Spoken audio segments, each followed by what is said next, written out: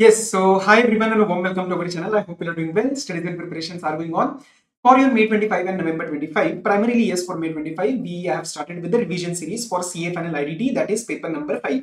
Chapter 1 and 2 comprehensive manner में along with the questions हमने upload कर दिया है and this one is your chapter number 3 place of supply. हम इसके अंदर प्रॉपर 100% कंसेप्चुअल रिवीजन करेंगे. सर कंसेप्चुअल तो सभी बोलते हैं, आप एक बार देखो, you will feel the difference. जो मैं बोलता हूँ GST like never before, that is something I mean it. Second, मैं आपको कुछ टॉप क्वेश्चन आंसर्स के पॉइंट्स भी यहाँ पे करवाऊंगा, क्योंकि सिर्फ कंसेप्ट करने से फायदा नहीं है. कुछ कुछ जगह ऐसी होती है that is a star mark questions होते हैं, स्टार मार्क पॉइंट्स होते हैं, जो मैं क्लास में भी करवाता हूं, तो आपको भी यहाँ पे रिवीजन में कराऊंगा. सेपरेट क्वेश्चन का एक वीडियो अलग आने ही वाला है. सेकेंड पॉइंट कि सर हम जो नोट्स यूज कर रहे हैं, मेनी स्टूडेंट्स आस्क कि हमें ये नोट्स चाहिए. So this is our IDT concise book. तो कंसाइज और क्लैरिटी हमारा जो सेट ऑफ बुक्स है that is available on the BB publication website. आप उसको ऑर्डर कर सकते हो. अभी हमारे पास सेट है अवेलेबल. मार्च अप्रैल में जाके आपको लगेगा कि सर अब चाहिए, तो शायद अवेलेबल नहीं रहेगा, शायद नहीं, मोस्ट प्रोबेबली मतलब नहीं रहेगा वो. ठीक है, तो अगर अभी आपको एक बुक पसंद आ रही है तो you can order the notes. Third important point, genuine request from my side, if you like the content, I'm not asking you to do it before, but if you like the content, so please ensure that you are liking the video, you are subscribing to the channel and you are commenting. उससे reason क्या होता है, एक तो मुझे feedback मिलता है आपका ऑथेंटिक फीडबैक, दूसरा it helps me to reach more students, और तीसरा सर मुझे मोटिवेशन मिलता है आपके लिए और काम करने के लिए. मैं यहाँ पे एक एड तक नहीं लगाता आपके लिए, तो I am not going to waste any time, but आपको उतना प्लीज कंट्रीब्यूशन देना है. अभी मत करो, आप एक बार इंश्योर कर लो कि आप वीडियो देख लेना. ठीक है, I am sure you will feel the difference in the way you will be revising and studying this subject. Right? Points clear है? Start करें. चलो sir, place of supply start करते हैं. अभी तक आपने कहीं से पढ़ा है, मेरे से पढ़ा है, किसी और से पढ़ा है, गैप आ चुका है, डज नॉट मैटर. आप इसको एक as good as a study lecture भी ले सकते हो. ठीक है, आपको बस प्रॉपर तरीके से ध्यान रखना है पूरे वीडियो के अंदर. और मेरी वीडियो थोड़ी सी लंबी हो सकती है किसी के compare, so don't compare in that sense. Understand कि मेरा एक वे ऑफ कवरेज क्या है, हमारा थोड़ा क्वेश्चंस का भी वेटेज रहता है इस पूरे टाइम में. सो आप पूरा एक बार इंश्योर कर लो कि पूरा लेक्चर देख लेना, then you form a judgement. Right, तो स्टार्ट करते. आ जाओ. Place of supply. Place of supply सबसे पहले व्हाई इज इट नेसेसरी, मुझे क्यों निकालना है प्लेस ऑफ सप्लाई. बेटा जी, आपको ना इसमें नेचर ऑफ ट्रांजैक्शन अंडरस्टैंड करने के लिए प्लेस ऑफ सप्लाई चाहिए होगा. सो मैं इसको थोड़ा यहाँ पे लिख देता हूँ. Place of supply is going to help, place of supply is going to help me to determine the nature of the transaction. एक होता है इंट्रा और एक होता है इंटर, तो उस सब की बातें मुझे प्लेस ऑफ सप्लाई के बाद ही समझ आएंगी. If the location of the supplier and place of supply is in one state और one union territory, it will be an intra transaction. लेकिन अगर place of supply and the location of the supplier, location of recipient is not relevant for determining the nature of the transaction, ये चीज अच्छे से दिमाग में बिठा लो. Location of recipient से मुझे नेचर ऑफ ट्रांजैक्शन नहीं पता चलता, मुझे सप्लायर से पता चलता है, लोकेशन ऑफ सप्लायर से एंड प्लेस ऑफ सप्लाई से.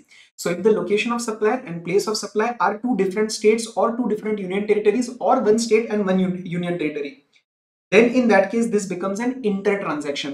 apart from that import export वाली सारी बातें इंटर में चली जाती है, और एसईजेड वाली सारी बातें, एसईजेड डेवलपर एंड यूनिट, वो भी इंटर में चला जाता है. इसकी बात हम 7-8 में और करेंगे. ठीक है, एक और इंपॉर्टेंट चीज, इस चैप्टर के आप जितने भी सेक्शन नंबर कोट करने वाले हो वो आईजीएसटी चैप्टर के, वो सीजीएसटी के नहीं है. बहुत बच्चे सेक्शन 10 लिख के आते हैं, तुम आगे लिखते नहीं हो कौन सा चैप्टर है, कौन सा एक्ट है. तो मैं सेक्शन 10 कॉम्पोजिशन समझू या section number 10 place of supply of goods समझू. बराबर. ओके सर, अब ये आपकी कुछ बेसिक बातें हो गई.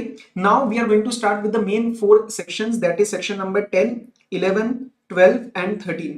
ये 4 सेक्शन आपके इंस्ट्रूमेंटल हैं जो पूरे इस चैप्टर का बेस बनाते हैं. 10 and 11 deal with goods, 12 and 13 deal with services.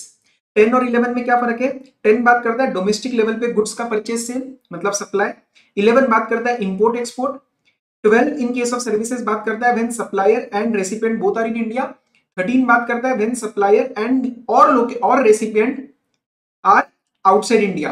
One of them is outside India, one of them is outside India. ठीक है, और यहां पे बोथ आर इन इंडिया. बराबर. स्टार्ट करें अब. सेक्शन नंबर 10 से स्टार्ट करते हैं. मेजरली जहां पॉसिबल होगा I will cover with the hand written notes.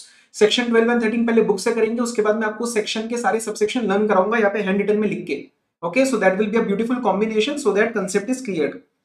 Start करते हैं. सबसे पहले सेक्शन नंबर 10, ये बात करता है गुड्स की, जब डोमेस्टिक लेवल पे बात हो रही है. ठीक है, अब सबसे पहला आता है हमारा section 10(1)(a).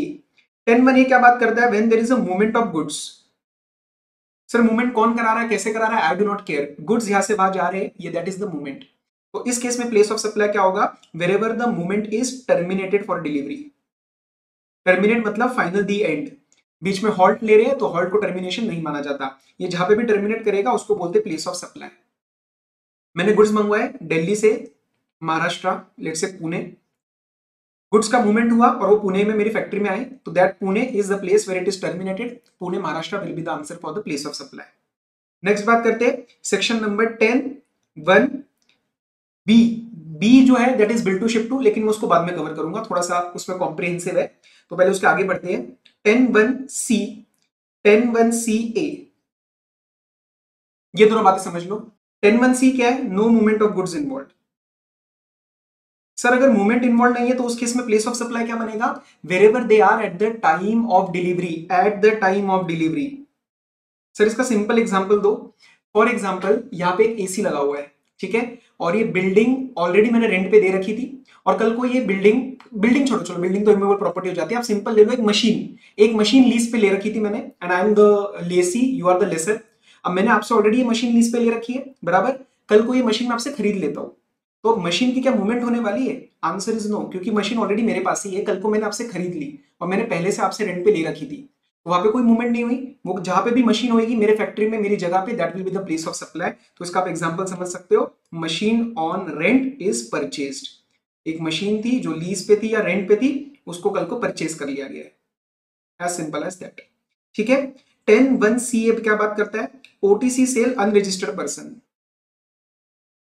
OTC sale to unregistered person, status of the recipient that is unregistered, वो सिर्फ यहां पे मैटर करता है। बचे हुए जो आप क्लॉजेस देखोगे वहां पे कहीं पे भी स्टेटस ऑफ रेसिपिएंट की इंपॉर्टेंस हमने नहीं दी है, यहाँ पे सिर्फ मैंने बोला है unregistered person. Over the counter मतलब जैसे आप रिटेल सेल कर देते हो, आप जाके किराना से कुछ शॉप से कुछ लेके आ जाते हो, तो आप एक अनरजिस्टर्ड की तरह नॉर्मल एक परचेज कर लेते हो। मैं लेट से कहीं घूमने गया, मैं दिल्ली में घूमने गया, मैंने वहां से किराना शॉप से कुछ खरीद लिया, तो that is an over the counter, आप इसको एज इट इज मीन करो, ओवर द काउंटर उसने आपको सेल कर दिया और आप वहां पे as an unregistered individual buyer गए थे। ठीक है, इन दैट केस अगर उसका एड्रेस, और जब मैं एड्रेस वर्ड यूज करता हूं तो मेरा मतलब है उसका स्टेट, अगर उसका स्टेट वहां पे रिकॉर्ड हो गया है इनवॉइस में, तो in that case that particular state will be the place of supply. If not then तीर घुमा के वापस, मैं ये बहुत बड़ी वर्ड यूज करूंगा, तीर घुमा के वापस, मतलब जब मेरे पास प्लेस ऑफ सप्लाई का आंसर कहीं पे भी नहीं मिलेगा तो सप्लायर का लोकेशन ही आंसर बन जाता है प्लेस ऑफ सप्लाई का। सो इन दैट केस तीर घुमा के वापस मतलब the place of supply will be the suppliers location, the place of supply will be the suppliers location. एक इंपॉर्टेंट चीज ध्यान रखना, यहां पे मुझे डिटेल्ड एड्रेस की जरूरत नहीं है, I don't want the detailed address, मेरे को स्टेट के नाम से मतलब है, क्योंकि उस स्टेट को जीएसटी मिलने वाला है। अब दिल्ली में कहा है, पीतमपुरा है, रोहिणी है, इधर है, फलाना है, धौलाकुआ है, मुझे फर्क नहीं पड़ता, I just need the state name. समझ में आया? Yes sir. तो ये था मेरा 10(1) सी ए। ओके, देन आते हैं आपका 10(1) D, that is the assembly. कहीं पे अगर गुड्स की असेंबली होने वाली है या इंस्टॉलेशन होने वाला है, तो उस केस में जहां पे भी असेंबली या इंस्टॉलेशन होएगा that will be the place of supply. तो गुड्स का इंस्टॉलेशन हो रहा है एक पर्टिकुलर गुजरात की फैक्ट्री में, तो बायर कहाँ है, सेलर कहाँ है, मुझे नहीं फर्क पड़ता, place of supply will B that Gujarat. ठीक है, 10, उसके बाद फिफ्थ आपका जो है 10(1) ई, अगर गुड्स को सेल करा गया है ऑन बोर्ड कन्वेयंस, लेट से ट्रेन थी, ठीक है, अब ये ट्रेन जा रही है लेट से मुंबई से होते गई, ये बीच में कोई place number A, place number B, और फिर वहां से गई गोवा। अब मुझे एक बात बताओ, इस ट्रेन में मैं बैठा हुआ था, मैंने वहां पे कुछ गुड्स को परचेज किया, लेट से मैंने चिप्स विप्स खाया, कोई स्नैक परचेज किया और मैंने उसको खाया। अब हम ये नहीं चेक कर सकते कि मैंने जब परचेज किया तो ट्रेन यहाँ पे थी या यहाँ पे थी या यहाँ पे थी, फिर मैंने जब उसको कंज्यूम किया तब ये ए में थी या बी में थी या गोवा में थी, मुझे नहीं पता। तो इन्होंने एक सिंपल क्या बोला, सी प्लेस ऑफ सप्लाई आपको कुछ ऐसा प्रोविजन बनाना है जो रियल लाइफ में इंप्लीमेंट भी कर पाए। तो यहाँ पे प्लेस ऑफ सप्लाई क्या बनेगा answer, wherever the goods are taken on board conveyance. अब अगर इसको, इन आइटम्स को जो मैंने परचेज किया वो मुंबई में ऑन बोर्ड लिए गए थे, तो वो मुंबई आंसर बन जाएगा, चाहे मैं कहीं पे भी उसको खरीदूं आगे और चाहे मैं कहीं पे भी उसको कंज्यूम करूं। So whenever goods are supplied on board conveyance, वहां पे हमें देखना पड़ेगा the place when they are taken on board, उस कन्वेंस में कब उसको ऑन बोर्ड लिया गया था।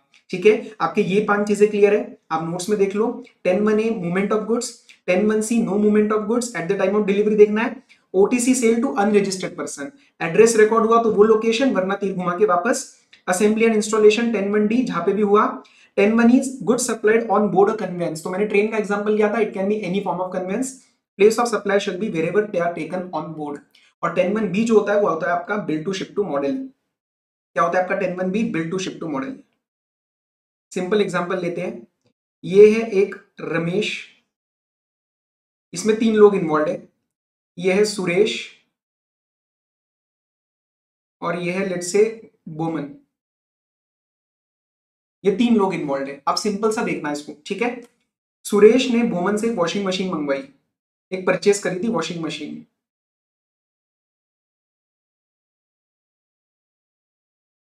ओके, ऐसे करके वॉशिंग मशीन मंगवाई थी। जब तक कि बोमन इसको ये सप्लाई करने वाला ही था, ये परचेज हो चुकी है already, this is my supply number 1। तब तक रमेश ने सुरेश को फोन किया कि अरे I want the washing machine from you. Ramesh ने सुरेश को फोन किया कि I want the washing machine from you.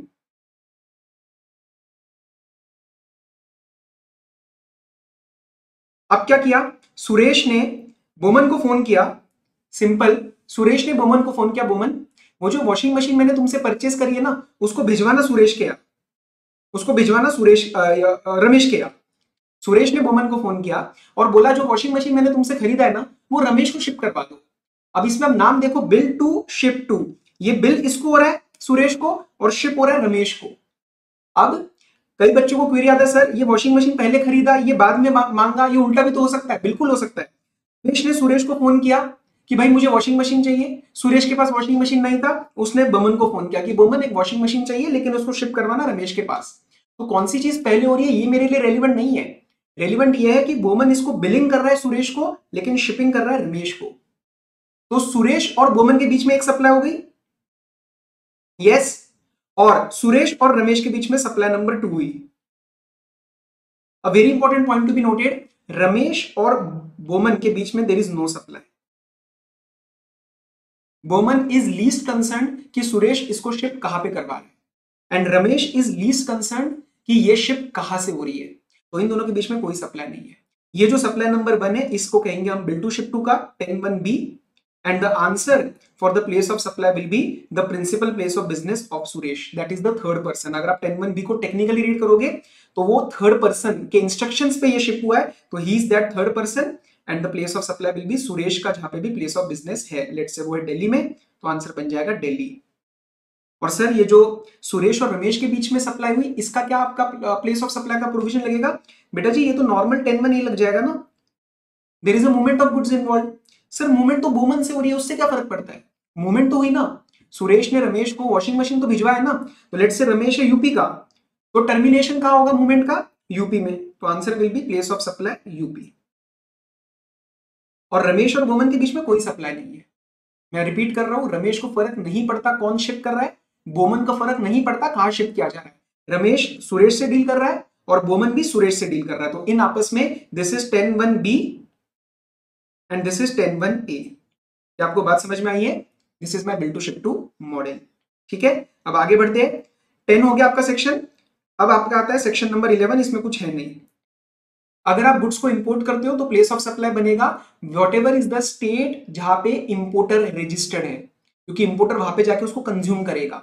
तो अगर मैं दिल्ली का हूं और मैं इंपोर्ट करता हूं तो प्लेस ऑफ सप्लाई दिल्ली, मतलब किस स्टेट को उसका बेनिफिट मिलेगा? दिल्ली को।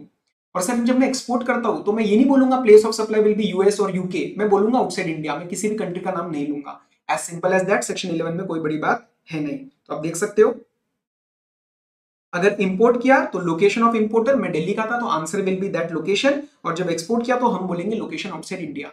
अब बात आती है सेक्शन नंबर 12 की। अब मैं आपको फटाफट सारे जो सबसेक्शन है वो एक बार यहाँ से रिवाइज कराऊंगा, और रिवाइज होने के बाद मैं आपको एक बार सबसेक्शन सारे लर्न करा दूंगा। ठीक है, इससे पहले मैं आपको एक सवाल दिखा देता हूं for the bill to ship to model.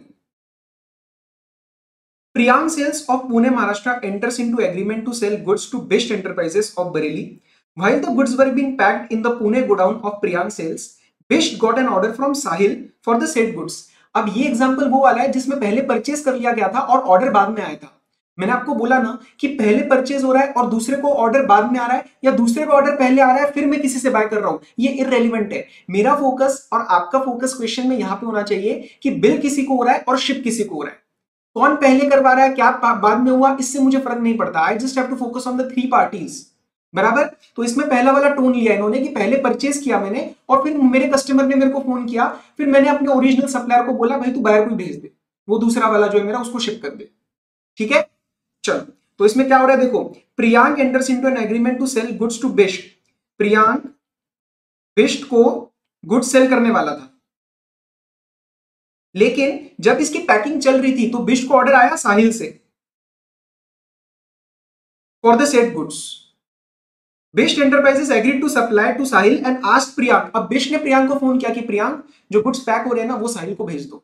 अब प्रियांक को साहिल से मतलब नहीं है, साहिल को प्रियांक से नहीं है, प्रियांक को बिष्ट से मतलब है, क्योंकि बिष्ट के कहने पे ये चीज हो रही है और साहिल ने तो बिष्ट से ही परचेज किया है। तो now you are required to determine the place of supply in the above situation. तो ध्यान से सुनो, इन तीनों में सबसे पहले आपको क्या ध्यान देना है, प्रियांक और साहिल के बीच में बेटा जी कोई सप्लाई नहीं हो रही है। प्रियांक और बिष्ट में 10(1)(b) लग रहा है and place of supply will B Bisht का एरिया। बिष्ट कहां का है, बिष्ट है यूपी का। तो इनके बीच में आंसर बन जाएगा आपका UP. And this is my second transaction, Bisht और साहिल। वहां पे आपका 10(1)(a) लगेगा बिकॉज वहां पे तो मूवमेंट हो रही है ना, मूवमेंट हो प्रियांक से रही है इररेलेवेंट, बट मूवमेंट तो हो रही है ना बिष्ट और साहिल के बीच में, गुड्स को पहुंचाया गया है। तो there the answer will be where it is terminated, that is Sahil's place of supply, place of business that is Karnataka. ये दो आपके ट्रांजैक्शंस बन जाएंगे। बात समझ में आई? चलो सर आगे बढ़ते हैं, सेक्शन नंबर 12 फटाफट से निकालते हैं। Place of supply of services when the location of supplier and recipient is in India. इसके 14 सबसेक्शंस है, क्विकली रिवाइज करते हैं। Section number 12 subsection 1 basic applicability की बात करता है कि ये सेक्शन वहां लगेगा जहां पे सप्लायर एंड रेसिपिएंट इंडिया में है। सबसेक्शन 2 बात करता है डिफॉल्ट प्रोविजन। डिफॉल्ट प्रोविजन मतलब अगर सबसेक्शन 3 टू सबसेक्शन 14 कहीं पे नहीं लगा तो मैं लगूंगा। सर मैं क्या बोलता हूं, सब डिफॉल्ट प्रोविजन क्या कहता है, B2B और B2C से स्टार्ट करते हैं। सर B2B मतलब रजिस्टर्ड टू रजिस्टर्ड, B2C मतलब रजिस्टर्ड टू अनरजिस्टर्ड। अगर केस है B2B का तो कोई बवाली नहीं है, कोई कलेश ही नहीं है। Place of supply will be the location of the recipient, जो भी रजिस्टर्ड बिजनेस है। और सर अगर B2C है तो आप पहले चेक करो कि क्या उसका एड्रेस मेरे पास ऑन रिकॉर्ड एग्जिस्ट करता है क्या। ऑन रिकॉर्ड मतलब मेरे बुक्स में, तो तुम हो रेसिपिएंट, मैं हूं सप्लायर, तुम्हारा एड्रेस मेरे रिकॉर्ड में अगर एग्जिस्ट करता है तो that will be the place of supply. Otherwise तीर घुमा के वापस लेके आना, हमारे पास कुछ बचा ही नहीं, तो location of supplier will be the place of supply. बात समझ में आई? सेक्शन नंबर 12 सबसेक्शन 3 बात करता है इमूवेबल प्रॉपर्टी के बारे में। इमूवेबल प्रॉपर्टी के बारे में जितने भी आपके सर्विसेज है, रेंट पे देना, इंटीरियर डिजाइनिंग कराना, आर्किटेक्ट करवाना, लीज एजेंट होना, प्रॉपर्टी डीलर होना, वहां पे फंक्शन कराना, बैंक्वेट में marriage function, reception, party, cocktail, कुछ भी करवा लो, और उसके रिलेटेड एंसिलरी सर्विसेज जैसे वहां पे डेकोरेशन करना, फूल वगैरह से सजाना, ये इवेंट मैनेजमेंट, मतलब इवेंट मैनेजमेंट तो सेपरेट हो जाएगा, इवेंट मैनेजमेंट अपने आप में एक स्पेशल सबसेक्शन है तो यहाँ पे नहीं आएगा। बट उस प्रॉपर्टी के रिस्पेक्ट में कोई लाइटिंग वाइटिंग करवा दिया आपने, so anything with respect to that property including house boat, ये सब के सब यहाँ पे आ जाएंगे इमूवेबल प्रॉपर्टी में। And the answer for the place of supply will be the location और intended location of the property. Sir intended location मतलब का एग्जांपल दो। मेरा एक प्लॉट है, प्लॉट के ऊपर एक घर बनवाना है, मैंने, आप हो इंटीरियर डिजाइनर बहुत तगड़े वाले, तो मैंने आपको फोन किया कि सर एक प्लॉट पे ऊपर ना अपना वो काम वाम करवाना है, एक अपना कोठी बांधेंगे, तो आप जरा उसका डिजाइन विजाइन करके दो। तो is the property in existence right now? No, but we have an intended location of that plot, that will be the answer for the place of supply. अब गवर्नमेंट ने यहाँ पे बहुत ही प्यारे तरीके से एक तरकीब लगाई कि कल को अगर ये प्रॉपर्टी आउटसाइड इंडिया हुई, तो कल को मेरी प्रॉपर्टी दुबई में हुई तो आंसर तो दुबई बन जाएगा, जीएसटी का लॉस हो जाएगा। तो गवर्नमेंट ने बहुत ही प्यारे तरीके से यहाँ पे क्या बोला, ध्यान से सुनना, the answer in case the property is outside India will not be the location or intended location of the property. In that case the answer will be the place of supply is the location of the recipient. The place of supply will be the location of the recipient ताकि GST का loss ना हो। Okay अब sir ये पिंकू है, इसको एक query आया, मैंने कहा पूछ बेटा क्या क्वेरी है। कह रहा है सर अगर प्रॉपर्टी टेक्निकली एक से ज्यादा स्टेट में हुई तो, दिल्ली हरियाणा के बॉर्डर पे हुई तो, या फलाना कोई होटल है वो दो बॉर्डर्स के स्टेट, दो स्टेट के बॉर्डर पे आया तो उसके केस में अब आप एक गलती करते हो, आप सीधा यहाँ पे रूल नंबर 4 आईजीएसटी का लगा देते हो। ऐसे नहीं करना है, आपको पहले चीज लिखनी है कि in that case the place of supply will be in each of the respective state और union territory involve as per the contract और एग्रीमेंट। ये वर्ड्स आपके लिए रेलिवेंट है, कॉन्ट्रैक्ट और agreement. And if the contract और agreement is absent या it is silent, तो आप लगाओगे रूल नंबर 4। अब रूल नंबर 4 में ना 3 केस बनते हैं। फर्स्ट केस बनता है it is not a single property located in 2 और मोर कंटीजियस स्टेट्स, मतलब वो एक फिजिकली प्रॉपर्टी जो है वो एक जगह नहीं है, it is not a single property, वो अलग अलग प्रॉपर्टी है। लेट से हयात है, अब उसके 2 यूनिट्स है, एक गुड़गांव का अलग है, एक दिल्ली का अलग है, तो वो होटल 2 अलग अलग है ना। हयात सप्लायर सिंगल हुआ, लेकिन वो इन रियलिटी 2 अलग अलग होटल है ना। तो आप देखो कि आप गुड़गांव वाले होटल में कितने रात रहे हो और आप दिल्ली के होटल में कितनी रात रहे हो, तो you divide the total place of supply, total invoice value को प्लेस ऑफ सप्लाई से डिवाइड करना, हरियाणा के रिस्पेक्ट में हरियाणा का इनवॉइस चार्ज करना और दिल्ली के रिस्पेक्ट में दिल्ली का। तो if it is not a physical single physical property, you divide it on the basis of number of nights you stayed. But if it is a single property, let's say ये है आपका एक border, ठीक है, यहाँ पे दिल्ली और यहाँ पे हरियाणा, और ये प्रॉपर्टी ऐसे है। अब this is not a single property, this is not a single, this is the single property, I mean ये ऊपर वाले केस में नहीं आएगा। तो this is the single property. अब यहाँ पे मैं नंबर ऑफ नाइट्स के हिसाब से डिवाइड नहीं कर पाऊंगा, क्योंकि मैं जब भी जितने भी दिन इस होटल में रहूं, मैं टेक्निकली यहाँ पे भी हूँ, यहाँ पे भी हूँ। तो यहाँ पे वो क्या कह रहे हैं, आप एरिया के हिसाब से डिवाइड करो, आप एरिया के हिसाब से डिवाइड करो कि लेट से यहाँ पे एरिया आ रहा है 400 समथिंग, यहाँ पे एरिया आ रहा है 200, तो यहाँ पे 2:1 डिवाइड हो जाएगा और ये एरिया आपको पेपर में दिया जाएगा। और सर अगर केस हुआ हाउस बोट का, अगर केस हुआ हाउस बोट का, हाउस बोट होती है ना जैसे वो उस पे it it it keeps on going पानी में, अलग अलग स्टेट के अलग अलग बॉर्डर्स में, तो उसमें डिवाइड कैसे करेंगे, it will be divided as per the time spent in that particular state, कि आपने कितने घंटे वहां पे बिताए, आपने कितने घंटे किस स्टेट में बिताए। अब सर आपको डाउट आएगा, मैं तो घूमने गया हूं, क्या मैं अपना ये दिमाग लड़ाऊंगा कि कौन से स्टेट में कितने टाइम में रहा हूं? No, that it will be the declaration, it will be given in the declaration by the service provider. तो वो जो सर्विस प्रोवाइडर होगा in case of house boat या वेसल या कोई ancillary services with respect to the vessel, अब house boat के respect में वहां पे कोई सर्विस दे दी, वेसल के रिस्पेक्ट में वहां पे कोई सर्विस दे दी, को सजा दिया, आपको वहां पे खाना पीना करवा दिया, तो in that case yes it will be on the basis of time spent, but वो आपको दिमाग नहीं लगाना, that time spent will be determined on the basis of declaration by the service provider।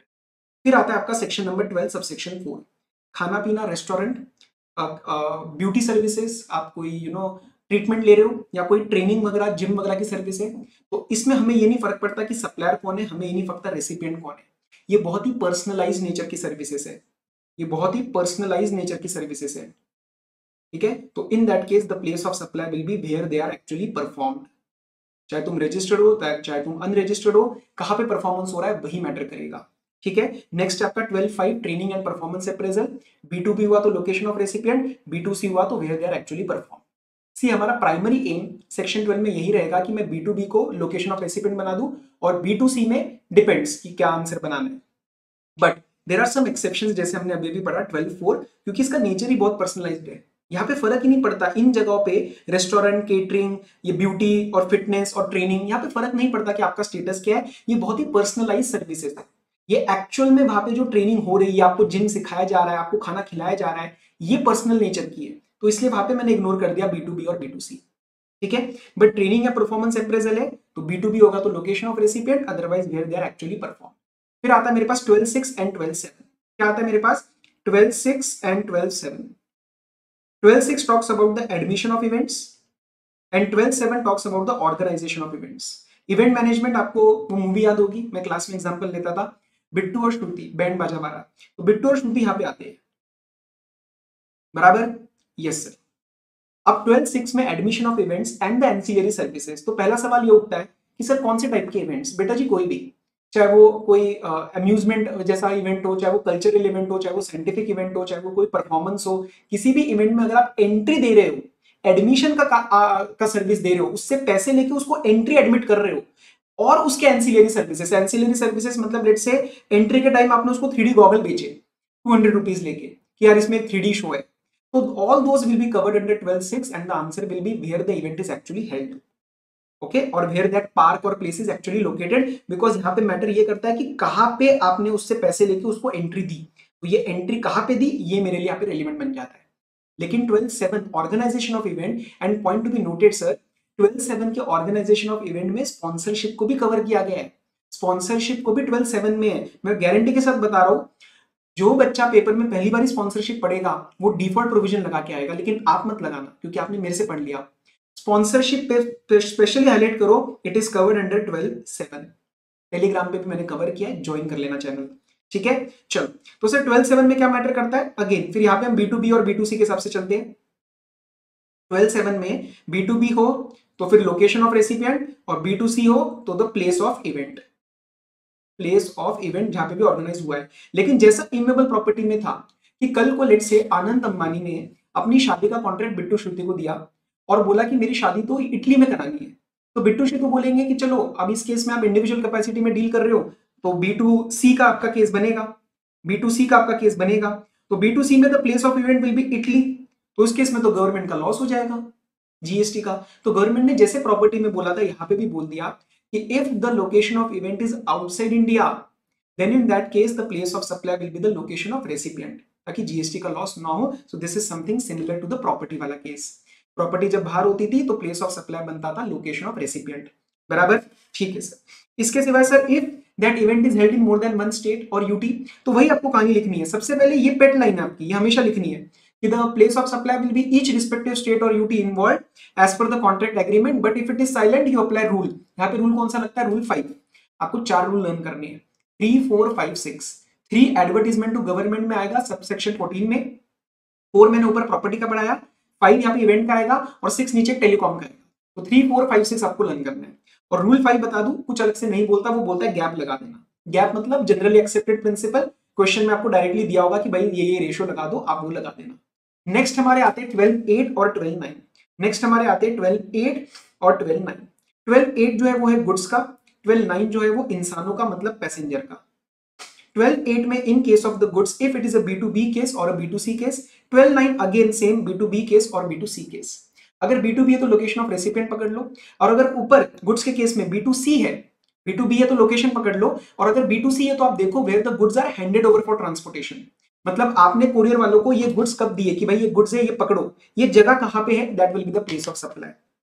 अब एक चीज का ध्यान रखेंगे सारे बच्चे, इन case of goods the destination of goods is irrelevant. मुझे डेस्टिनेशन से फर्क नहीं पड़ता, ओके। मुझे देखना है कि सप्लायर और रेसिपिएंट इंडिया में है, तो फिर गुड्स कहीं पे भी जा रहे हो मैं 12/8 लगाऊंगा। B2B लोकेशन ऑफ पर्सन मतलब recipient, B2C the location where they are handed over for transportation. अब बात करते हैं ट्रांसपोर्टेशन ऑफ पैसेंजर की। अगर B2B का केस है तो then the answer will be the location of the recipient, और अगर B2C का केस है तो अब इसमें हैंडओवर तो होता नहीं है, आदमी अपने आप को हैंडओवर नहीं करता है, आदमी एम्बार्क करता है, आदमी एम्बार्क करेगा। So wherever he embarks for a continuous journey. अब सर कंटिन्यूअस जर्नी क्या होती है, कंटिन्यूअस जर्नी मतलब जहां पे कहीं पे भी कोई कन्वेंस चेंज नहीं हो रहा है, कहीं पे भी कोई ब्रेक नहीं आ रहा है, कहीं पे भी आप डेस्टिनी अपना जो कन्वेंस है वो छोड़ के वापस रिजॉइन नहीं कर रहे हो। तो कल को लेट से मैं यहां से जाना चाहता हूं यूएस, और बीच में सिंगापुर में let's say there is a break, Singapore में देयर इज अ लेओवर, मैं एयरक्राफ्ट छोड़ता हूं फिर दूसरे एयरक्राफ्ट में बैठ के आगे जाता हूं, तो ये कंटिन्यूअस जर्नी नहीं है, यहाँ पे ब्रेक हो गया, ठीक है। तो whenever that continuous journey is, wherever you embark on that continuous journey, that embarking point, that embarking state will be the answer of the place of supply, ठीक है। अब सर कभी कभार ऐसा हो सकता है कि जो एयरलाइंस कंपनी होती है या जो ट्रांसपोर्टेशन कंपनीज होती है, they give this right to embark in future. Let's say Air India ने मुझे बोला कि हम आपको एक 10 you buy let's say for 1 lakh rupees you can board any 10 domestic flights in India, and those 10 domestic flights मुझे भी नहीं पता और एयर इंडिया को भी अभी नहीं पता है कि मैं कहां बोर्ड करने वाला हूं, मैं कहां से कहां जाऊंगा। तो कंपनी कह रही है कि मैं अनरजिस्टर्ड हूं, और आपने अभी अभी आंसर बताया कि it will be the embarking point, but अभी तो पता ही नहीं एम्बार्किंग पॉइंट क्या होगा। तो उस केस में जब आपका ये ऐसा इशू बनेगा तो the answer will be as per the default provisions, और वो किस पर डिपेंड करेगा कि मेरा रेसिपिएंट का एड्रेस सप्लायर के रिकॉर्ड्स में एग्जिस्ट करता है या नहीं करता। और सर एक चीज का ध्यान रखेंगे, ये वाला जो इशू है जो मैंने आपको भी बताया कि the right to passage is given for future use, this is relevant in B2C। अगर मैं रजिस्टर्ड होता तो उसमें प्रॉब्लम आनी नहीं है, the location will be the answer of place of supply, बराबर। एक इन्होंने क्लैरिफाई किया रिटर्न जर्नी को हमेशा सेपरेट जर्नी मानना है। तो मैं मुंबई गया, मुंबई से दिल्ली, लेट्स से मैं पुणे से दिल्ली गया और दिल्ली से पुणे आया, तो ये सेपरेट जर्नीज है। जाने के लिए my first embarking point will be Pune, आते वक्त my embarking point will be Delhi. But ये एम्बार्किंग पॉइंट वाली बात बेटा जी आपको तभी देखनी है जब B2C का केस हो, B2B में आपको नहीं देखना है। बात समझ में आया? Yes. 1210 services on board conveyance. Let say वहां पे जाके मैंने मूवी ऑन डिमांड खरीद लिया, लेट से मैंने वहां पे कोई हेड मसाज की सर्विस ले ली, तो उस केस में अब ये नहीं देखा जाएगा प्लेन कहां पे उड़ रहा है या ट्रेन कहां पे जा रही थी या आपने मूवी ऑन डिमांड कब परचेज किया, मूवी कब देखी। No, the answer of the place of supply will be the first schedule point of the departure. अब लेट से एक प्लेन है जो जाता है दिल्ली, बैंकॉक और मुंबई, वो ऐसा एक पर्टिकुलर उसके लिए जा रहा है, एक पर्टिकुलर जर्नी के लिए जा रहा है, तो इसका जो फर्स्ट शेड्यूल पॉइंट होगा वो रहेगा दिल्ली। तो आप इस पूरे जर्नी में कहीं पे भी you take any services on board conveyance, your answer for the place of supply will be Delhi. That is the first schedule point of departure. जो भी मेरी जर्नी है, यहां पे कंटिन्यूअस वर्ड नहीं यूज किया, नॉर्मल जर्नी है ये मेरी। समझ में आया? Yes, 1210 is done. 1211 is your telecom service. Telecom में आपके 4 केस बनते हैं। अगर आपका केस इन्वॉल्व करता है कोई fixed line, lease circuit, internet cable, dish antenna, कहीं पे कोई फिक्स्ड इंफ्रास्ट्रक्चर है जहां पे भी वो ले डाउन कर रखा है, that will be the place of supply. Sir अगर वो मोर देन 1 स्टेट है तो वहां पे एक लगता है रूल नंबर 6, वो मैं आपको भी करा दूंगा। आगे पढ़ो पहले। इफ मोबाइल कनेक्शन या कोई भी इंटरनेट आप प्रीपेमेंट पे ले रहे हो तो एक प्रीपेमेंट हो जाएगा, और एक पोस्ट पेड पहले करा देता हूं। पोस्टपेड वाले में आपको कुछ भी दिमाग नहीं लगाना, you just have to fix the answer as the billing address. आपको सिर्फ बिलिंग एड्रेस को पकड़ के बैठना है, ठीक है? जहां पे भी आपका बिलिंग एड्रेस होगा, तो फिर उसके बाद आप कहीं पे भी एक्चुअल पेमेंट करते हो, आप कहीं पे भी हो, मुझे नहीं फर्क पड़ता। अगर पोस्टपेड है आपका एयरटेल या आपका वोडाफोन, तो आपका billing address will be the answer for the place of supply. बराबर। नेक्स्ट, मोबाइल कनेक्शन इंटरनेट अगर प्रीपेड बेसिस पे हो तो उस पर 2 केस डिपेंड करते हैं। सिचुएशन नंबर 1 इज आप जो प्रीपेमेंट करवा रहे हो वो आपका खुद का कंपनी का सेलिंग एजेंट है या रीसेलर है, आपके एजेंट के थ्रू आप सर्विसेज दे रहे हो। जो भी वोडाफोन है, एयरटेल है, अगर उसके एजेंट के थ्रू सर्विसेज दी जा रही है तो उस एजेंट का या उस रीसेलर का address will be the answer for the place of supply, क्योंकि वहां पे उसने वो सर्विस ली होगी आके। And if it is by any person to the final subscriber, तो कहां पे भी आप चेक करो where the payment is received, where the prepaid, this is prepaid, no prepayment is received और सच वाउचर्स आर सोल्ड। इसका example लेते हैं। लेट से एयरटेल ने कुछ वाउचर सेल किए रेडियो स्टेशन में मुंबई में, 100 वाउचर सेल किए ऑन द स्पॉट, तो यहाँ पे पेमेंट का आई, प्री पेमेंट आई रेडियो स्टेशन के एड्रेस में, तो ये रेडियो स्टेशन जहां पे भी होगा, लेट से मुंबई में, तो महाराष्ट्र मेरा प्लेस ऑफ सप्लाई बन जाएगा, ठीक है? और अगर आज के इसमें तो सर हम इंटरनेट बैंकिंग यूज करते हैं, तो इंटरनेट बैंकिंग के केस में अगर आप प्री पेमेंट ले रहे हो, प्री पेमेंट बेसिस पे कोई सर्विस ले रहे हो, answer will B location of recipient on record of the supply. और सर रेसिडुअल केसेस, ये रेसिडुअल केसेस और लास्ट वाला इज सेम, कि कहीं पे अगर आपके पास रेसिपिएंट का एड्रेस ऑन रिकॉर्ड नहीं है तो तीर घुमा के वापस। रेसिडुअल केसेस में आपको सबसे पहले क्या देखना है, यहां पे भी देखो बैलेंस केसेस में उन्होंने बोला first try if you have address of recipient on record of the supplier, नहीं तो तीर घुमा के वापस लोकेशन ऑफ सप्लायर। और ये फाइनल रेसिडुअल उन्होंने एक और डाला कि कहीं पे रेसिपिएंट का एड्रेस ना मिले तो आंसर मत छोड़ देना, जीएसटी तो गवर्नमेंट को पे करना है, प्लेस ऑफ सप्लाई बना देना आपका सप्लायर का लोकेशन। अब इस बात को आगे कंटिन्यू करते हैं। जो आपने फिक्स लाइन बोला था, जो फिक्स सर्किट बोला था, इंटरनेट केबल्स होती है बड़ी बड़ी, वो तो काफी सारे स्टेट्स में रन करती है, तो उस केस में आंसर प्लेस ऑफ सप्लाई का कैसे बनेगा, वहां पे आपको लगाना है रूल नंबर 6। लेकिन उससे पहले वही बात लिखनी है कि the place of supply will be in each of the respective state और union territories as per the contract और agreement, but if it is absent then I will apply rule number 6। और वहां पे जो डिवीजन होता है वो on the basis of points होता है। आपका कीवर्ड है पॉइंट्स, आपका कीवर्ड है पॉइंट्स। तो लेट्स से दिल्ली से मुंबई एक केबल जा रही है, इसका स्टार्टिंग पॉइंट है यहाँ पे और दूसरा पॉइंट है यहाँ पे, तो इसमें आंसर क्या बनेगा 1:1, दिल्ली में 1, मुंबई में 1। कल को लिए जा रही है दिल्ली, यूपी, महाराष्ट्र, मुंबई, तो 1:1:1। अब सपोज ध्यान से सुनना, दिल्ली, यूपी और महाराष्ट्र जा रही है, और यूपी में ना there is an intermediate point, it is not a proper point, it is an intermediate point. अब इंटरमीडिएट पॉइंट होता है ऑपरेशन बेसिस के लिए, ऑपरेशनल उसके लिए, वहां से एक्चुअल में अगर बेनिफिट नहीं आ रहा उस पॉइंट का, यूपी में किसी को भी टेलीकॉम का बेनिफिट नहीं आ रहा है, तो आपको ये नहीं गिनना है, और अगर आ रहा है तो फिर आपको गिनना है। तो your main focus will be start and and, और बीच के इंटरमीडिएट पॉइंट्स को भी आपको पॉइंट गिनना है if there is a benefit derived. एक और एग्जांपल लेते हैं, दिल्ली में स्टार्ट हो रहा है, ठीक है, उसके बाद दिल्ली में ही एक और इंटरमीडिएट पॉइंट है, और फिर आगे महाराष्ट्र में जा रहा है। अगर यहां से बेनिफिट नहीं आता तो आंसर 1:1 ही बनेगा, और अगर दिल्ली वाले इंटरमीडिएट पॉइंट पे बेनिफिट आ रहा है तो आंसर बनेगा 1 और 1 और 1, तो ये 2:1 बन जाएगा, ठीक है? सो this is basically the keyword points, और आपको क्वेश्चन में चीज दी जाएगी। नेक्स्ट आते हैं आपका सबसेक्शन 12 और 13। सबसेक्शन 12 में आपका banking, financial services, stock brokerage. तो जितना भी फाइनेंशियल सेक्टर है वो यहाँ पे कवर किया, इंक्लूडिंग स्टॉक का। स्टॉक ब्रोकरेज ज्यादा टेस्ट नहीं होता, तो कभी कभार क्वेश्चन में आती बच्चा कंफ्यूज हो जाता है कि सर डिफॉल्ट लगाना है क्या, नहीं, आपको सबसेक्शन 12 लगाना है। Answer for the place of supply will be the location of the recipient in the records of supplier, if not available तीर घुमा के वापस लोकेशन ऑफ सप्लायर। यहाँ पे B2B B2C नहीं चेक करना। सर यहाँ पे डाउट आता है कि ऐसा कौन सा केस बनेगा जिसके अंदर आपके पास लोकेशन ऑफ रेसिपिएंट ही अवेलेबल नहीं है इतनी हाईली रेगुलेटेड इंडस्ट्री में। मैं आपको सिंपल एग्जांपल देता हूं। मैं कस्टमर हूं HDFC बैंक का, कल को मुझे डिमांड ड्राफ्ट बनवाना है और मेरे घर के पास ICICI का ही ब्रांच है। तो मैं ICICI में गया, मैंने बोला सर ये मैं आपको कैश दे देता हूँ 10,000 रुपए, 10,000 rupees, you please pay give me a demand draft. अब क्या ICICI के रिकॉर्ड्स में मेरा एड्रेस है क्या, मेरा वहां पे कोई रिकॉर्ड में एड्रेस या उसका मेरा कोई स्टेट है? Answer is no, because I am not a customer of the ICICI bank, I am the customer of the HDFC bank. So does ICICI have my address on its record? Answer is no. So in that case, the place of supply will be the location of the ICICI bank branch. तो ICICI की जो branch है ना, वही आपका answer बन जाएगा place of supply का। HDFC के पास अगर मैं जाता तो HDFC had my address on the record. ठीक है, तो आपको ये डाउट नहीं आना चाहिए कि सर ऐसा कौन सा केस बनता है जिसके अंदर बैंकिंग इंडस्ट्री में लोकेशन ऑफ रेसिपिएंट नहीं होता। बन सकता है इंश्योरेंस सबसेक्शन 13, यहाँ पे ऐसा कोई केस नहीं बनेगा because highly regulated KYC industry है, 100% एड्रेस रहेगा। तो इंश्योरेंस इंडस्ट्री में अगर ट्रांजैक्शन हो रही है B2B की, तो in that case the answer will be the location of the person, that is the place of supply will be the location of the person। और अगर B2C हो रहा है तो in that case the location of recipient available on record। अब section 12 subsection 13 में आप ऐसा नहीं बोलोगे कि if the address is not available, no, it will always be available। समझ में आया आपको? सबसेक्शन 12 और सबसेक्शन 13 क्लियर है? आगे बढ़ते हैं, नेक्स्ट पढ़ते हैं सबसेक्शन 14। अब सबसेक्शन 14 में general mistake I have seen,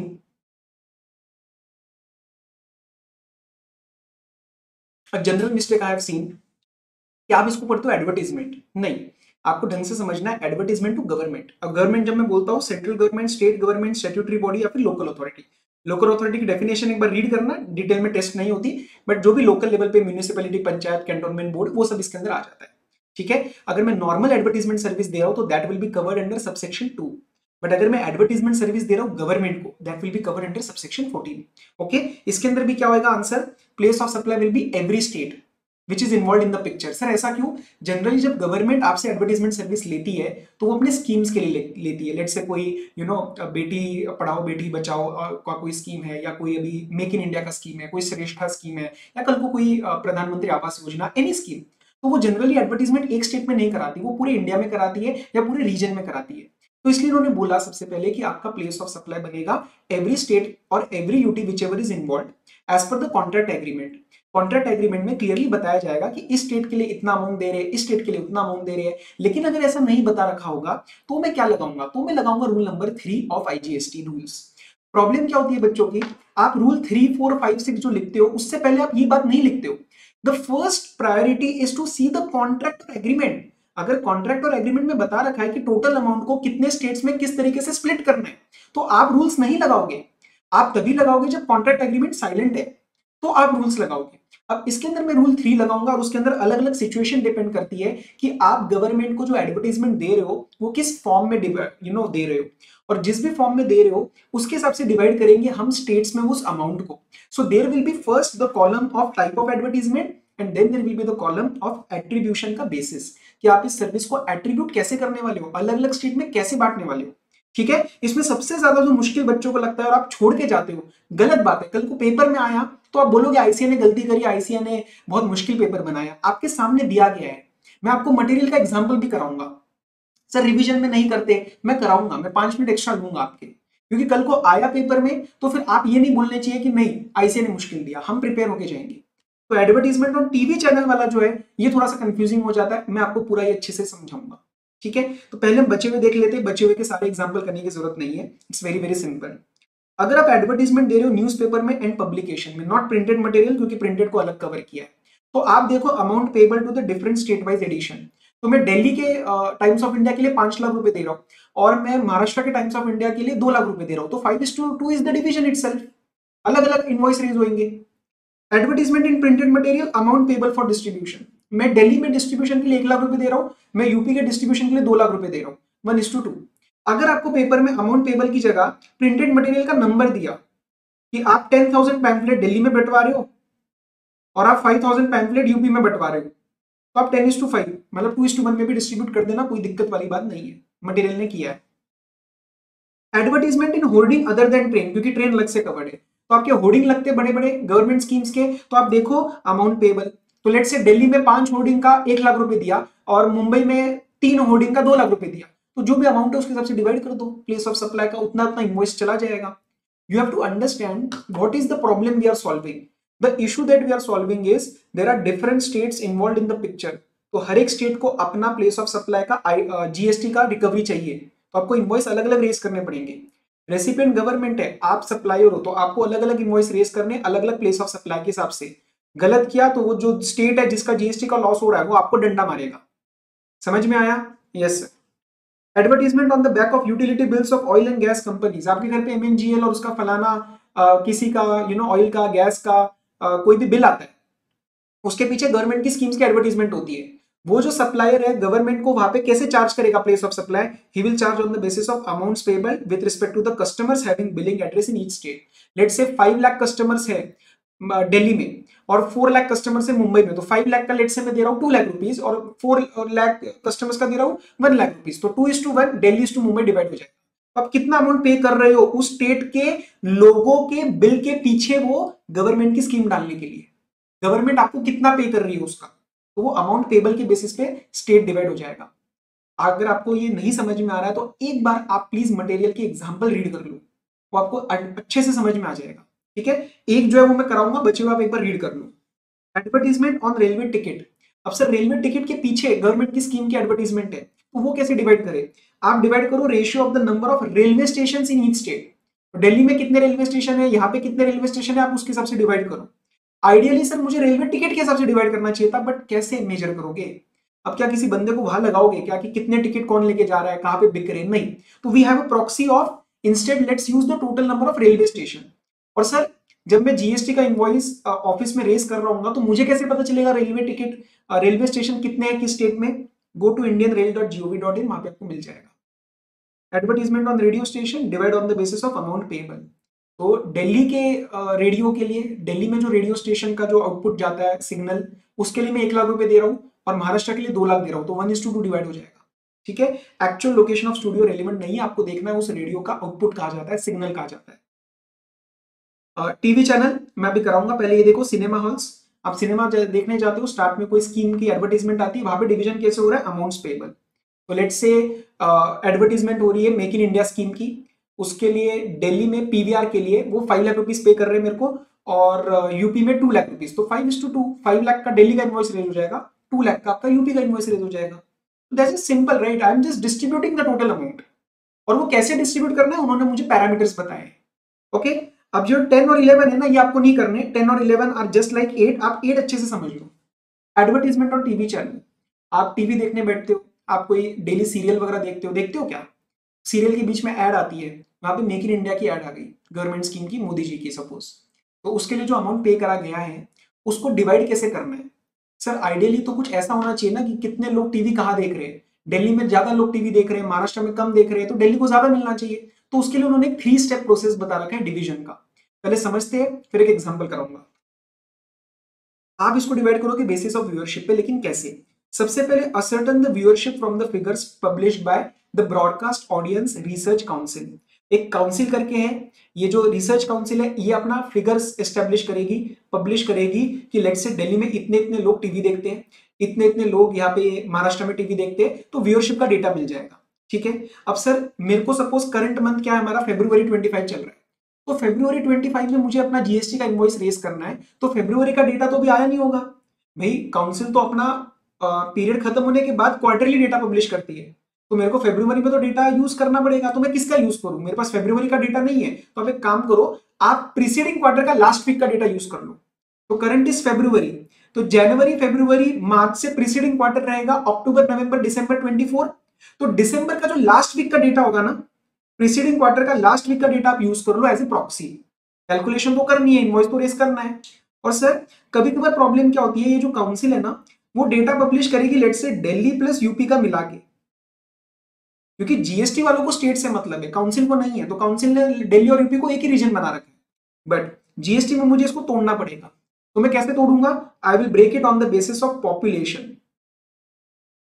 और ये पॉपुलेशन आपको सेंसस के हिसाब से पिक करना है। तो लेट्स, मैं अभी एग्जांपल भी करवा दूंगा, तो आप इसको तोड़ना और फिर आप प्लेस ऑफ सप्लाई असाइन करवा देना। ठीक है, मैं आपको पहले इसका एग्जांपल करा देता हूँ। ये देखो, ये एक ऑर्डर है विद रिस्पेक्ट टू द प्रधानमंत्री कौशल विकास योजना। मेन बात पे आते हैं, अभी कहाँ का टेलीकास्ट करवाना है? दिल्ली, यूपी, उत्तराखंड, बिहार और झारखंड।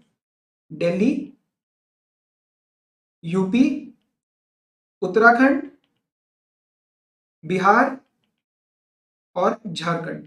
अब ये जहां जहां पे भी टेलीकास्ट हो रहा है 1 2 3 4 5, ये इसके प्लेस ऑफ सप्लाई बनने वाले हैं।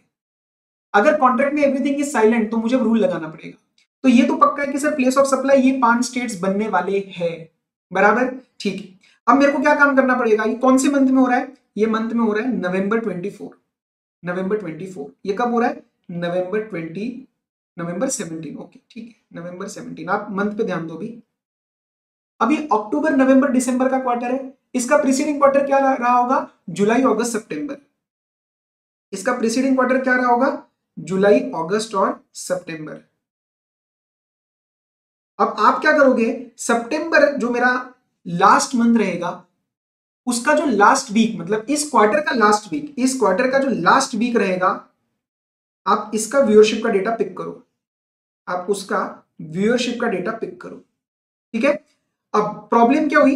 यहां पे जो काउंसिल है ना, इसने कुछ क्लबिंग करी है। देखो क्या, सितंबर 17, अब आपको सितंबर 17 समझ आ गया क्यों लिया आपने? प्रीसीडिंग क्वार्टर का लास्ट वीक। काउंसिल ने मुझे डेटा दिया 1 lakh for Delhi, 2 lakh for UP and Uttarakhand and 1 lakh for Bihar and Jharkhand. Oh my God, data तो मिल गया, लेकिन यूपी एंड उत्तराखंड को क्लब करा गया है, बिहार एंड झारखंड को भी क्लब करा गया है। तो मुझे ये जो 1 लाख फॉर बिहार झारखंड है इसको तोड़ना पड़ेगा, और ये जो 2 लाख है फॉर यूपी एंड उत्तराखंड ये भी मुझे तोड़ना पड़ेगा। ये मैं तोड़ूंगा पॉपुलेशन के सेंसस के हिसाब से, ठीक है। तो देख लो, बस इसमें और कुछ बचा नहीं है। जो भी आपको रेशियो दिया होगा, let's say UP and Uttarakhand इन्होंने 9:1 दिया है, यूपी एंड उत्तराखंड 9:1। तो आप क्या करोगे? दिल्ली का तो 1 लाख क्लियर है, 2 लाख को 9:1 में तोड़ देना, 1,80,000 एंड 20,000। इसी तरीके से इसको भी तोड़ देना, तो आपके सामने 5 फिगर्स आ जाएगी, रेशियो बन जाएगा, और टोटल अमाउंट को इस रेशियो में बांट देना और उतने उतने का इनवॉइस रेज कर देना अलग अलग स्टेट्स में प्लेस ऑफ सप्लाई के हिसाब से। बस यही तो हो रहा है आपका। चलो, अब इंटरनेट और एसएमएस में भी सेम कहानी चलने वाली है। इंटरनेट पे भी बेसिस ऑफ इंटरनेट सब्सक्राइबर्स होगा। यहां पे बस आप डेटा पिक करोगे, telecom regulatory authority of India. बाकी यही, ये जो हमने स्टेप्स लगाए ना, ये ऐसे ही स्टेप्स लगाने सब में, ठीक है। और यहाँ पे एक फाइनेंशियल ईयर के लिए आपको जो डेटा यूज करना है, that is of the last quarter of the financial year.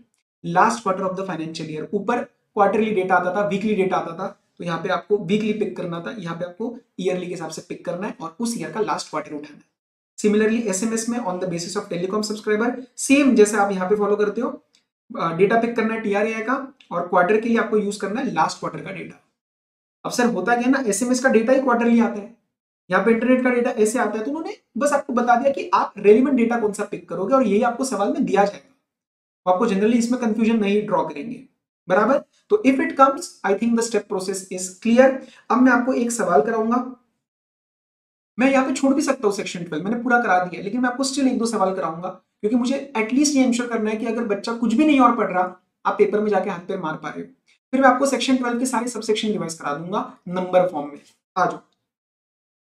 Music era owned by Nitish Dani, a famous classical singer, wishes to organize Nitish Dani music concert in Gurgaon, Haryana.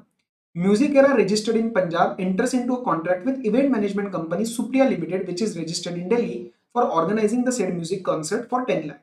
Supriya books the lawns of Hotel Damdam Gurgaon for holding the music concert for lump sum consideration of 4 lakh, and Music era fixes the entry fee of rupees 5,400. Tickets were sold.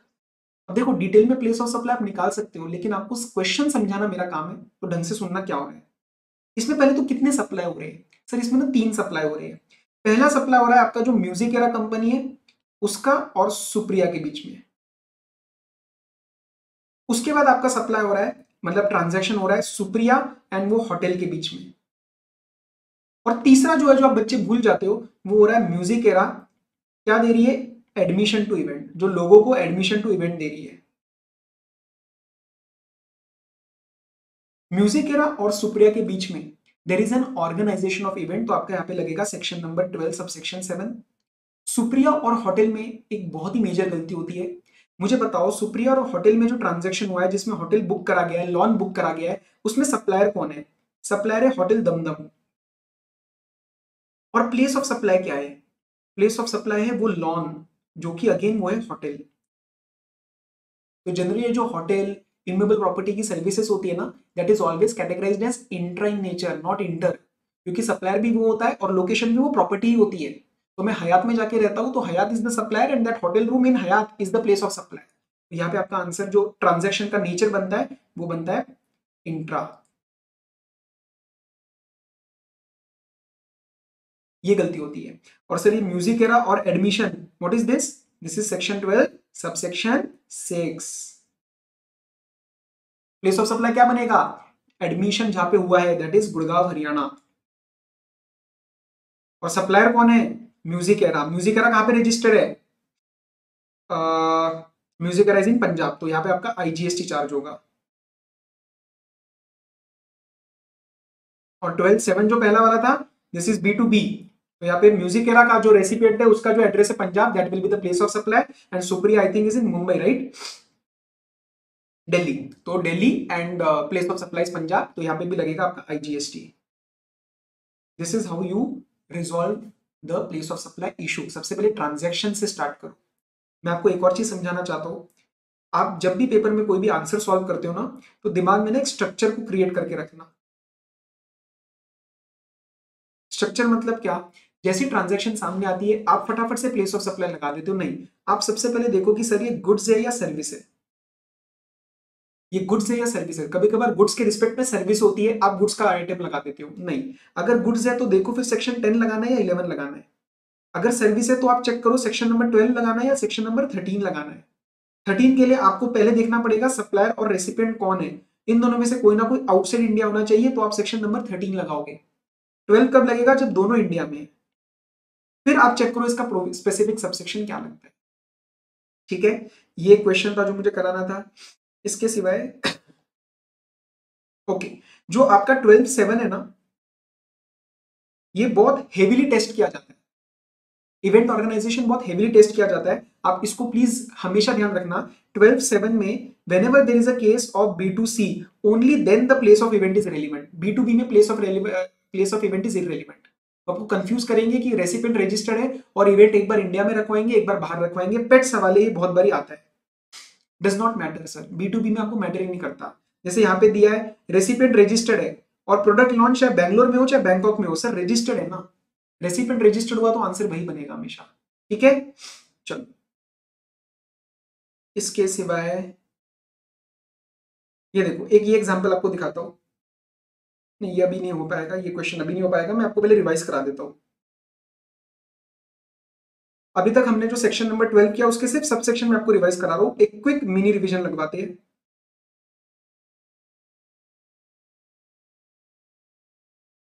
आओ, section number 12 subsection बात करता है आपकी applicability की, that is the supplier and recipient are in India.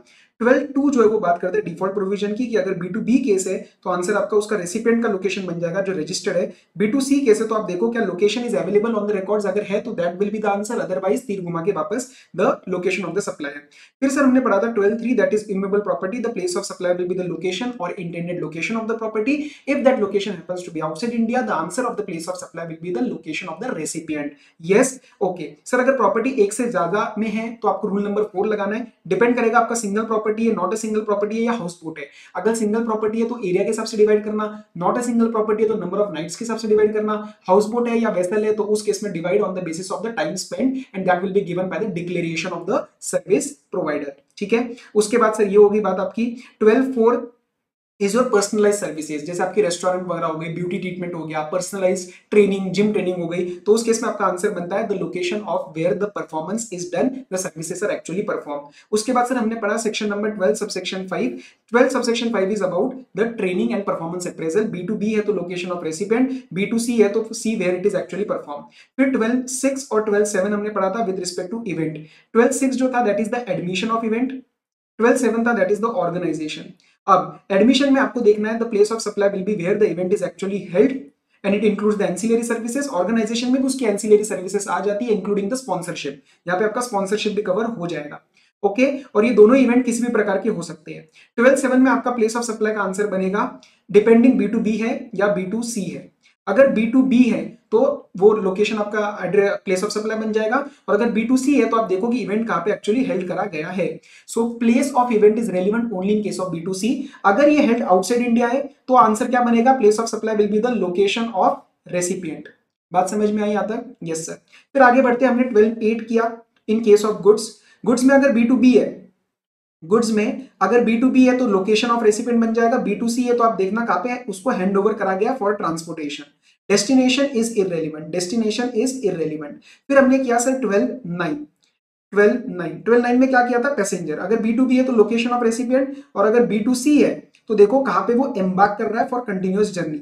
अगर ये embarking का future right दिया जा रहा है and we don't know the embarking place, then apply 12/2, that is the default provision, और वो डिपेंड करेगा कि address on record of supplier exist करता है या नहीं करता। ठीक है सर, ओके सर। फिर हमने बात करी थी हाँ कंटिन्यूअस जर्नी में रिटर्न जर्नी को हमेशा सेपरेट मानना। Okay yes. फिर we talked about 12/10। 12/10 is the services on board. On board conveyance में आपको प्लेस ऑफ सप्लाई बनाना है the first schedule point of departure, first schedule point of departure.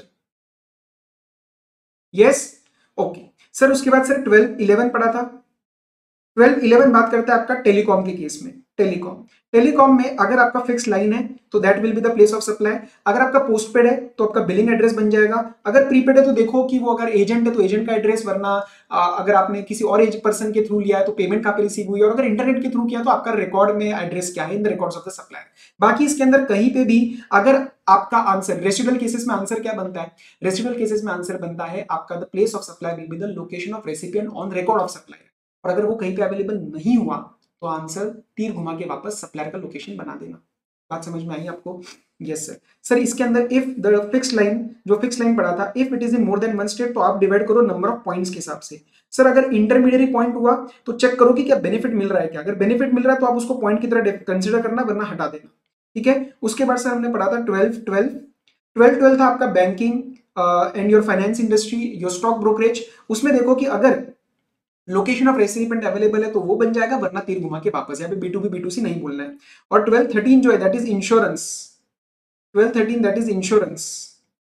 उसमें आप देखो B2B है तो वो location, otherwise the location of recipient on record of the supplier. Sir 12/13 में कभी भी ये केस नहीं बनेगा कि location of recipient is not available, क्योंकि इंश्योरेंस बहुत ही रेगुलेटेड इंडस्ट्री है। ओके। और फिर 12/14 हमने पढ़ा गवर्नमेंट को आपने एडवर्टाइजमेंट सर्विसेज दी। यहां पे भी पहले लिखना कॉन्ट्रैक्ट और एग्रीमेंट, वो साइलेंट है तो आप लगाओ रूल नंबर 3। फिर रूल नंबर 3 में बेसिस ऑफ पैरामीटर्स के हिसाब से आप उसको डिवाइड करते हुए चलोगे। ये थे आपके सबसेक्शन 1 टू सबसेक्शन 14। एक सवाल मैं आपको अभी कराना चाहूंगा, आओ। Riya is a person registered under GST in Mysore, Karnataka. She transports certain goods by air to Mrs. Iyer, who resides in Florida. Air cargo operator by which the goods are transported is registered in Karnataka. Determine the place of supply. अब सारे बच्चे ध्यान से सुनेंगे। Place of supply के लिए आप सबसे पहले क्या लगाओगे, सेक्शन 12 लगाना या सेक्शन 13? यहीं पे आप गड़बड़ कर दोगे। मुझे बताओ what is the meaning of recipient. मैंने पहले भी ये चीज बताई है अपने रिवीजन में। What is the meaning of recipient? Section 12 और 13 में आपको सप्लायर एंड रेसिपिएंट का लोकेशन चेक करना पड़ता है। तो रेसिपिएंट का मतलब क्या है? The person who is liable to pay, the person who is liable to पे।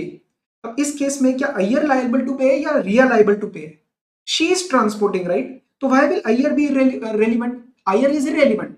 रिया is the recipient and Riya is in India. She is registered and the supplier is also in India.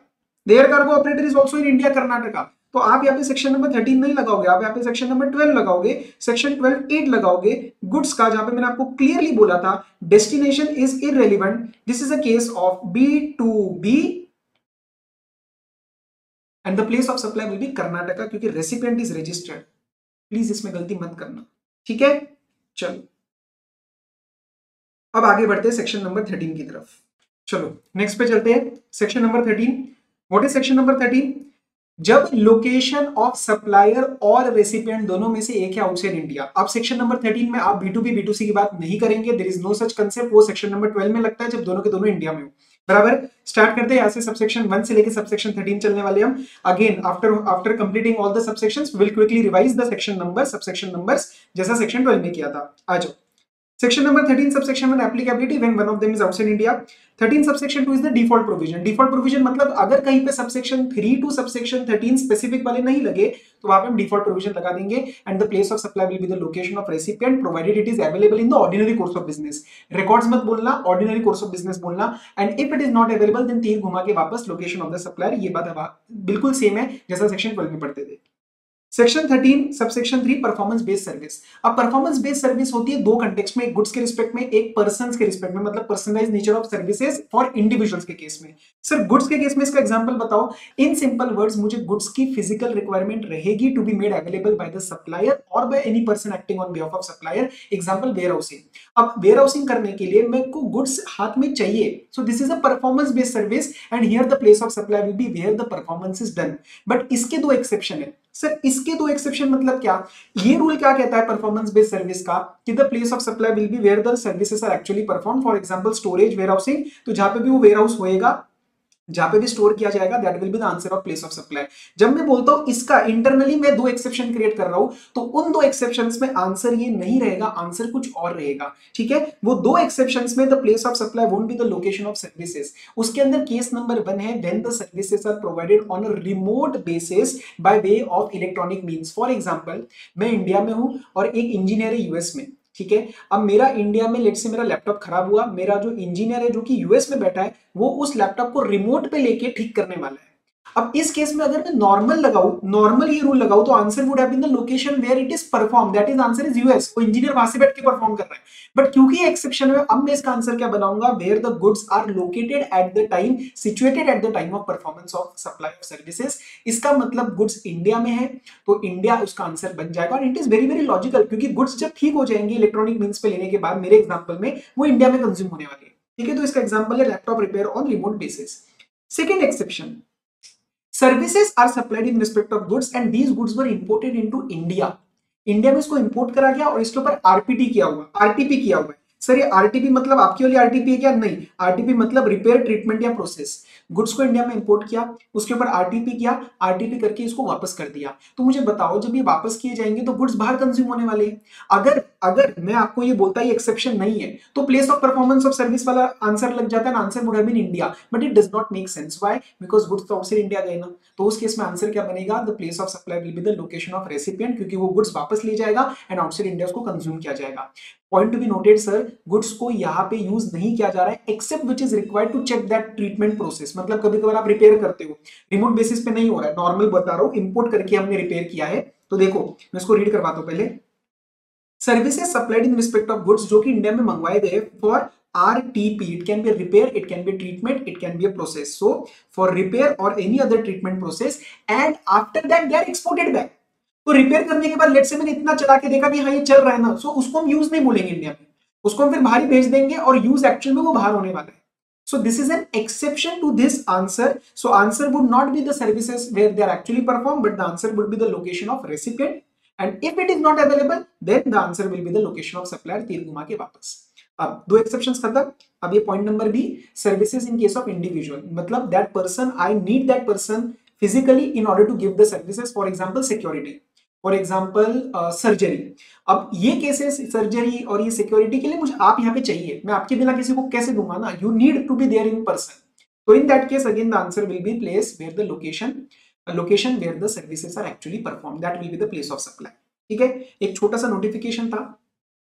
Cutting and polishing activity जब करी जाती है unpolished diamonds के ऊपर which are temporarily imported into India and after that they go outside India.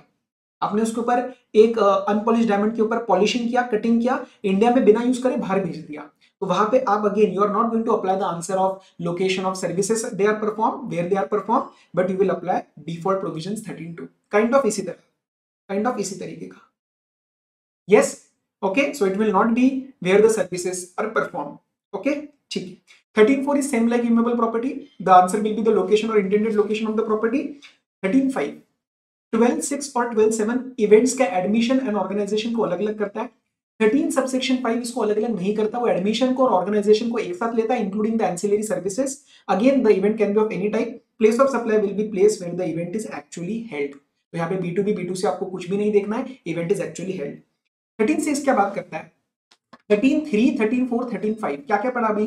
13.3 आपने पढ़ा performance based service, 13.4 आपने पढ़ा इमूवेबल प्रॉपर्टी, 13.5 पढ़ा आपने इवेंट। अगर ये मोर देन वन टेरिटरी में परफॉर्म किए जा रहे हैं इंक्लूडिंग इंडिया। अब यहाँ पे कई बार बच्चा समझता है सर इंडिया में 3 स्टेट्स में, नहीं बेटा जी, मैं बोल रहा हूँ इंडिया, यूएस और लंदन, इन 3 जगहों पे किया जा रहा है। अगर छोटा भी पार्ट आपका इंडिया में परफॉर्म हो गया, the answer for the place of supply will be India. तो आप इंश्योर करना इंडिया में कुछ भी उसका इन्वॉल्वमेंट नहीं है, कहीं पे भी कुछ लोकेशन नहीं आ रहा, क्योंकि अगर इंडिया का छोटा भी पार्ट इन्वॉल्व हो गया, answer for the entire amount of the place of supply will be India. और सर अब बात करते हैं if it is in more than one state. अब इंडिया में 3 या 2 स्टेट है तो वहां पे लगेगा 13.7। तो same 13.3, 4, 5 if in more than one territory then answer will be subsection 6 के हिसाब से। But if in India it is in more than one state 13 subsection 7। First line पेट लाइन होती है हमारी क्या? रिस्पेक्टिव स्टेट्स और UT as per the contract agreement, but if it is silent then we will apply the rules. अगर ये बात आपकी 13.3 की है, 13.4 की है और 13.5 की है और कॉन्ट्रैक्ट एग्रीमेंट साइलेंट है तो हम लगाएंगे रूल्स।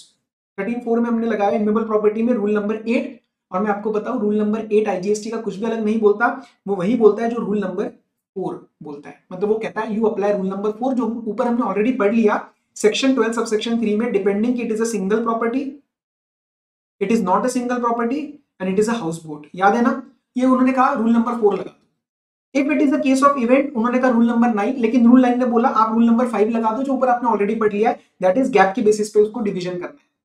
परफॉर्मेंस बेस्ड सर्विस पे आप पहली बार पढ़ रहे हो क्योंकि वो सेक्शन 13 में ही आता है, तो we will apply proper rule. अब उस पर डिपेंड करता है कि अगर गुड्स का केस है या इंडिविजुअल का केस है, गुड्स का केस है या इंडिविजुअल का केस है। अब गुड्स के केस में अगर आपके सेम गुड्स है, सर इसका एग्जांपल दो, एक मशीन है, ठीक है, मशीन के रिस्पेक्ट में कोई सर्विसिंग दी जा रही है and obviously one of the person is outside India, तभी सेक्शन 13 लग रहा है। मशीन अब सेम है, एक मशीन का उस मशीन की एक सर्विस दी, एक बार सर्विस दी जा रही है दिल्ली में और उसी मशीन की एक बार सर्विस दी जा रही है हरियाणा में, तो 2 स्टेट हो गए and this is a machine same goods, तो आप उसको डिवाइड करोगे इक्वली, तो जो भी अमाउंट होगा उसको हाफ कर देना, हाफ के रिस्पेक्ट में आपका प्लेस ऑफ सप्लाई एक दिल्ली बन जाएगा और एक हरियाणा बन जाएगा। यही आपके मटेरियल में भी एग्जांपल दिया गया है। लेकिन if it is a different good, let's say there is a car, एक है मारुति 800 और एक है ऑडी, अब 2 कार अलग अलग हो गई है, गुड्स अलग अलग हो गए हैं, तो here you will divide that amount in the ratio of the invoice value of the goods. तो आपको कार की इनवॉइस वैल्यू, ऑडी की इनवॉइस बहुत ज्यादा रहेगी, तो ऑडी का सर्विसिंग जहां पे हो रहा है वहां पे उस स्टेट को ज्यादा जीएसटी मिल जाएगा। ये भी एग्जांपल है आपके मटेरियल का, एक बार देख लेना। और सर सर्विसेज टू इंडिविजुअल्स हो तो आपको कुछ भी लर्न नहीं करना है, गैप, गैप मतलब जनरली एक्सेप्टेड प्रिंसिपल्स जो आपको क्वेश्चन में दे रखे होंगे। बात समझ में आई? तो same goods, different goods and services to the individuals, ये आपकी तीन चीजें चलेंगी डिपेंडिंग आपका क्या केस है। अब 13.8 बहुत इंपॉर्टेंट है। 13.8 क्या बात करता है, ध्यान से सुनना। 13.8 में पहले तो 3 चीजें आती है, वो सुन लो। पहला होता है बैंक वगैरह की services, financial institution and banks जो अपने अकाउंट होल्डर्स को देती है, ठीक है। उसके बाद इसके अंदर होता है इंटरमीडियरी, और इसके अंदर होता है renting of motor vehicle, renting. और इस रेंटिंग में हम यॉट को भी कवर करते हैं, लेकिन हम वेसल को और एयरक्राफ्ट को कवर नहीं करते। और दूसरी बात ध्यान रखनी है कि ये जो हम रेंटिंग कर रहे हैं that is up to 1 month. कहीं पे भी अगर ये चीज नहीं लगी, लेट्स से ये 1 मंथ के ऊपर चला गया, ये अकाउंट होल्डर नहीं है, तो आपके डिफॉल्ट प्रोविजंस लग जाएंगे। इसमें आपका आंसर क्या बनता है? प्लेस ऑफ सप्लाई बनता है the location of supplier of services, the location of supplier of services, ये आपका आंसर बनता है। क्या बात समझ में आ रही है? यस। अब 2-3 बातों का ध्यान रखना, यहाँ पे मैं स्पेसिफिकली हाईलाइट कर रहा हूँ अकाउंट होल्डर। अगर मेरा अकाउंट नहीं है उस बैंक में तो यहाँ पे ये केस नहीं लगेगा। इंटरमीडियरी जब मैं बात करता हूँ ये होता है एक agent kind of a person. एक मेन पार्टीज होंगी, 2 मेन पार्टीज रहेंगी, उनके बीच में एक मेन ट्रांजैक्शन रहेगी और इस इंटरमीडियरी की अपने आप में एक एंसिलरी ट्रांजैक्शन रहेगी। इसके सिवाय सब कॉन्ट्रैक्टिंग होती है एक चीज, या फिर आउटसोर्सिंग होती है, ये इंटरमीडियरी नहीं होता। पे अटेंशन, मैं आपके सामने 2 शब्द इंट्रोड्यूस कर रहा हूं, outsourcing and subcontracting. Outsourcing and subcontracting, ये it is not intermediary. I will take an example of your material itself. ये है एक पर्सन अमन, ये है एक पर्सन जिवेश। अमन ने जिवेश को बोला कि आप मेरे सारे के सारे एसीज का सर्विसिंग करेंगे पूरे के पूरे इंडिया में। जिवेश ने बोला ओके जी कर देंगे। जीवेश को समझ आया काम लेने के बाद ये तो काफी बड़ा काम ले लिया, मेरे से तो नहीं हो पाएगा पूरा। इसने मेरे को फोन किया और उसमें से कुछ पार्ट आउटसोर्स कर दिया, कुछ पार्ट सब कॉन्ट्रैक्ट कर दिया। उसने बोला कि लेट से ये 4 एरियाज है, नॉर्थ साउथ ईस्ट वेस्ट, उसमें से साउथ और वेस्ट ये एरिया आप सर्विसिंग करो। मैंने कहा ठीक है। तो मैंने जाके अमन के एसीज को सर्विसिंग किया, बट मैंने किसके लिए किया? मैंने जीवेश के लिए किया। My question to you is very very simple, Siddhesh in this case is an intermediary. क्या मैं यहाँ पे इंटरमीडियरी सप्लाई दे रहा हूं? नहीं, मैं अपने आप में जीवेश के साथ P2P बेसिस पे डील कर रहा हूं, प्रिंसिपल टू प्रिंसिपल बेसिस पे डील कर रहा हूं। सो this is one supply and this is one supply, बराबर। तो आउटसोर्सिंग एंड सब कॉन्ट्रैक्टिंग इंटरमीडियरी नहीं होता है। इंटरमीडियरी नेचर का जो ट्रांजैक्शन होता है वो एंसिलरी होता है, साइड से होता है, और एक मेन ट्रांजैक्शन होती है। इसमें ये एक मेन ट्रांजैक्शन है और ये एक मेन ट्रांजैक्शन है। तो यहाँ पे क्या आप 13(8) लगाएंगे? नहीं, आप लगाएंगे 13(2), प्रोवाइडेड ऑब्वियसली हम दोनों में से एक बंदा बाहर है, मतलब I am outside India let say. ठीक है, बात समझ में आई? चलो 13(9) गुड्स ट्रांसपोर्ट का है, लेकिन वो ओमिट हो चुका है। तो अब जब गुड्स का ट्रांसपोर्ट हो रहा होगा एंड सप्लायर रेसिपिएंट में से एक बंदा बाहर होगा, you have to apply the default provision 13(2). 13(10) और 13(11) सेम ही है। 13 जैसे हमने 12 में इसका लॉजिक पढ़ा था, पैसेंजर ट्रांसपोर्ट सर्विस में the place of supply will be the where the passenger embarks for a continuous journey. Obviously यहाँ पे B2B का कंसेप्ट नहीं लगता। सिमिलरली 13(11) में services on board a conveyance, you have to see the first schedule point of departure. Okay, ठीक है। ओइडा, अब sir ओइडा service क्या होती है? जो online information database access retrieval, ये क्या होता है? देखो, ओइडा का मतलब सिंपल है। ओइडा का ना मैं एक अलग से वीडियो बनाने का सोच रहा हूँ आपके लिए, क्योंकि उसमें काफी सारे प्रोविजंस एक साथ आते हैं, but we will see.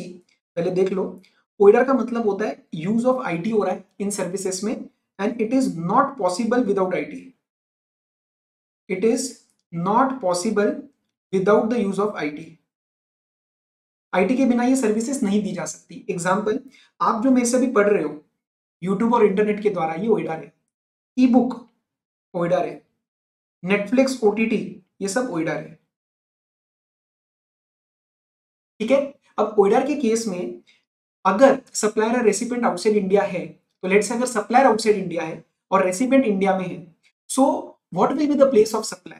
The place of supply will be India. क्यों? The answer for the place of supply in case of OIDA is the location of the recipient of the India, क्योंकि वो कहीं ना कहीं उस service को consume कर रहा है। मैं रेसिपिएंट हूं, लेट्स से मैं बाहर से एक ई बुक खरीदता हूं, तो मैं बुक यहाँ पे कंज्यूम करूंगा ना, तो रेसिपिएंट का location is the place of supply. Okay, so the place of supply will be the location of recipient. अब एक चीज समझना, लोकेशन ऑफ रेसिपिएंट ढूंढना इतना इजी नहीं है, क्योंकि सब कुछ आईटी बेसिस पे हो रहा है, ऑनलाइन बेसिस पे हो रहा है। तो इन्होंने क्या किया है, कुछ 6-7 कंडीशंस दे रखी है और बोला इन कंडीशंस में से कोई भी 2 नॉन कॉन्ट्राडिक्टरी। नॉन कॉन्ट्राडिक्टरी मतलब आप 2 कंडीशंस आपस में इनकंसिस्टेंट नहीं होनी चाहिए। तो इनमें से कोई भी 2 कंडीशंस अगर मीट हो जाती है, तो we will assume that the location of recipient is in India, और उस केस में फिर क्या बन जाएगा? Place of supply will be India.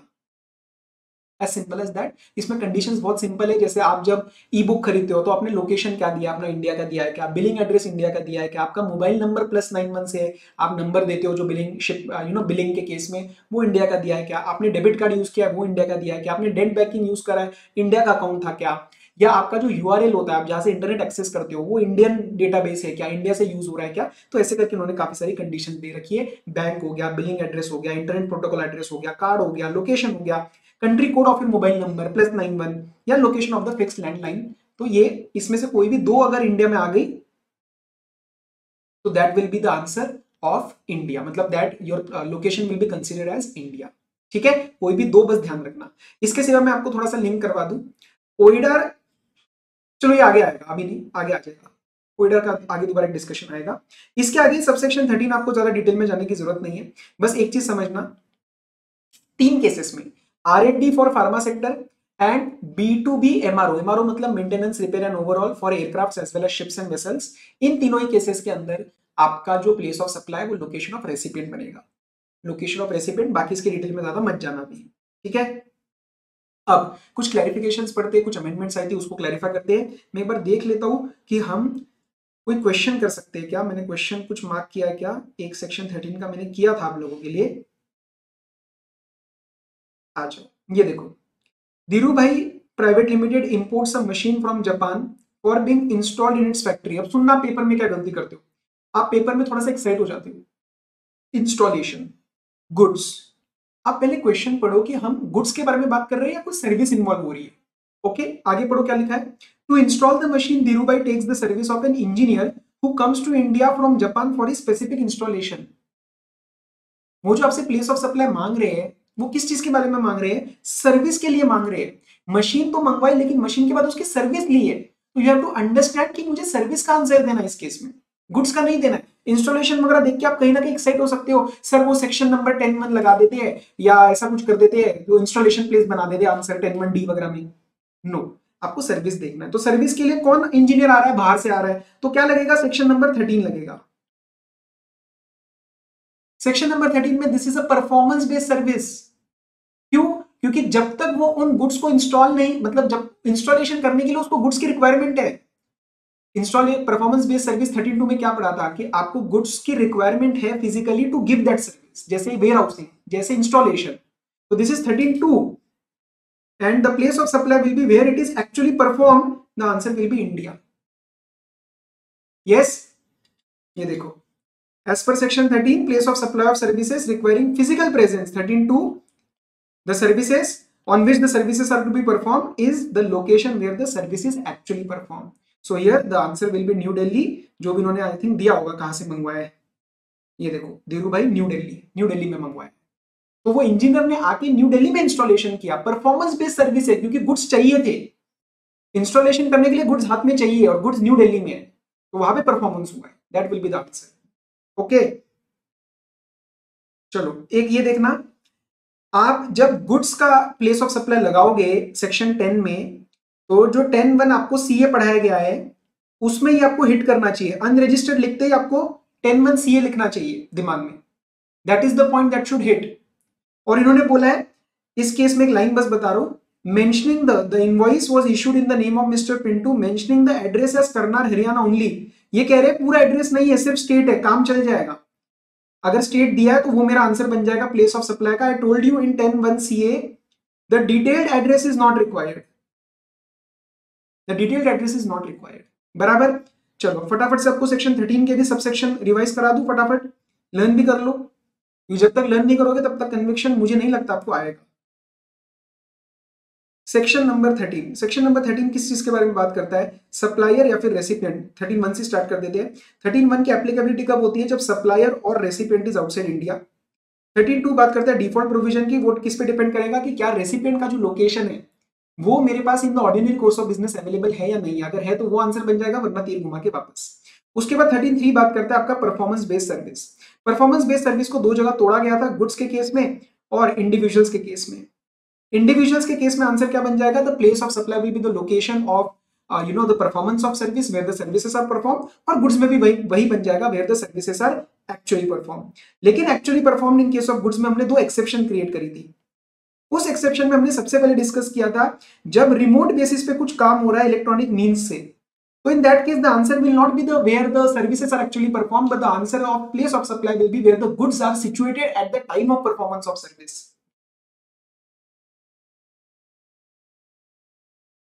ठीक है। और दूसरा एक्सेप्शन था RTP के लिए गुड्स को इंडिया बुलाया गया था, repair treatment process. In that case the answer will be the location of recipient, if not available then the location of supplier. बात समझ में आई? इसके एग्जांपल क्या किए थे? जैसे गुड्स के केस में वेयर हाउसिंग हो गया, स्टोरेज हो गया, इंस्टॉलेशन हो गया। इंडिविजुअल के केस में सर्जरी हो गई, कोई अपने सिक्योरिटी सर्विस हो गई, वो सब हो जाएगा इसके अंदर। ओके सर, 13(4) आपने इमूवेबल प्रॉपर्टी सेम लोकेशन और इंटेंडेड लोकेशन। 13(5) इवेंट्स को क्लब किया था, इसके अंदर एडमिशन को भी कवर किया और इसके अंदर हमने ऑर्गेनाइजेशन को भी कवर किया। ठीक है। 13(6) और 13(7) क्या बात करते हैं आके? 13(6) कहता है कि अगर आपका 13(3), 4 या 5 मोर देन 1 टेरिटरी में है, मोर देन 1 टेरिटरी में परफॉर्म हो रहा है, तो आंसर आपका उसमें इंडिया बनेगा।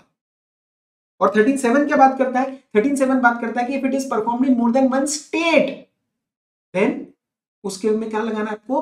रूल्स लगाने हैं। 13(7) में it is more than 1 state in India और इसमें it is more than 1 territory. Territory मतलब taxable territory and some non taxable territory. तो मोर देन 1 स्टेट वाले में फिर डिपेंड करेगा कि अगर हम सबसेक्शन 3 की बात कर रहे हैं, सबसेक्शन 4 की बात कर रहे हैं या सबसेक्शन 5 की बात कर रहे हैं। सबसेक्शन 4 में इमूवेबल प्रॉपर्टी कुछ नहीं, जो सेक्शन 12(3) में पढ़ा था वही। सबसेक्शन 5 में गैप, कुछ नहीं अलग पढ़ना है। और सबसेक्शन 3 परफॉर्मेंस बेस में डिपेंड करेगा कि हम किसकी बात कर रहे हैं। अगेन गुड्स की बात कर रहे हैं या फिर इंडिविजुअल की बात कर रहे हैं, इंडिविजुअल्स में आंसर बन जाएगा आपका गैप, और गुड्स वाले में डिपेंड करेगा कि सेम गुड्स है या डिफरेंट गुड्स है। सेम गुड्स है तो इक्वली डिवाइड कर देना सारे स्टेट्स में, 1:1, 1:1:1। डिफरेंट है तो divide on the basis of ratio of invoice value of goods.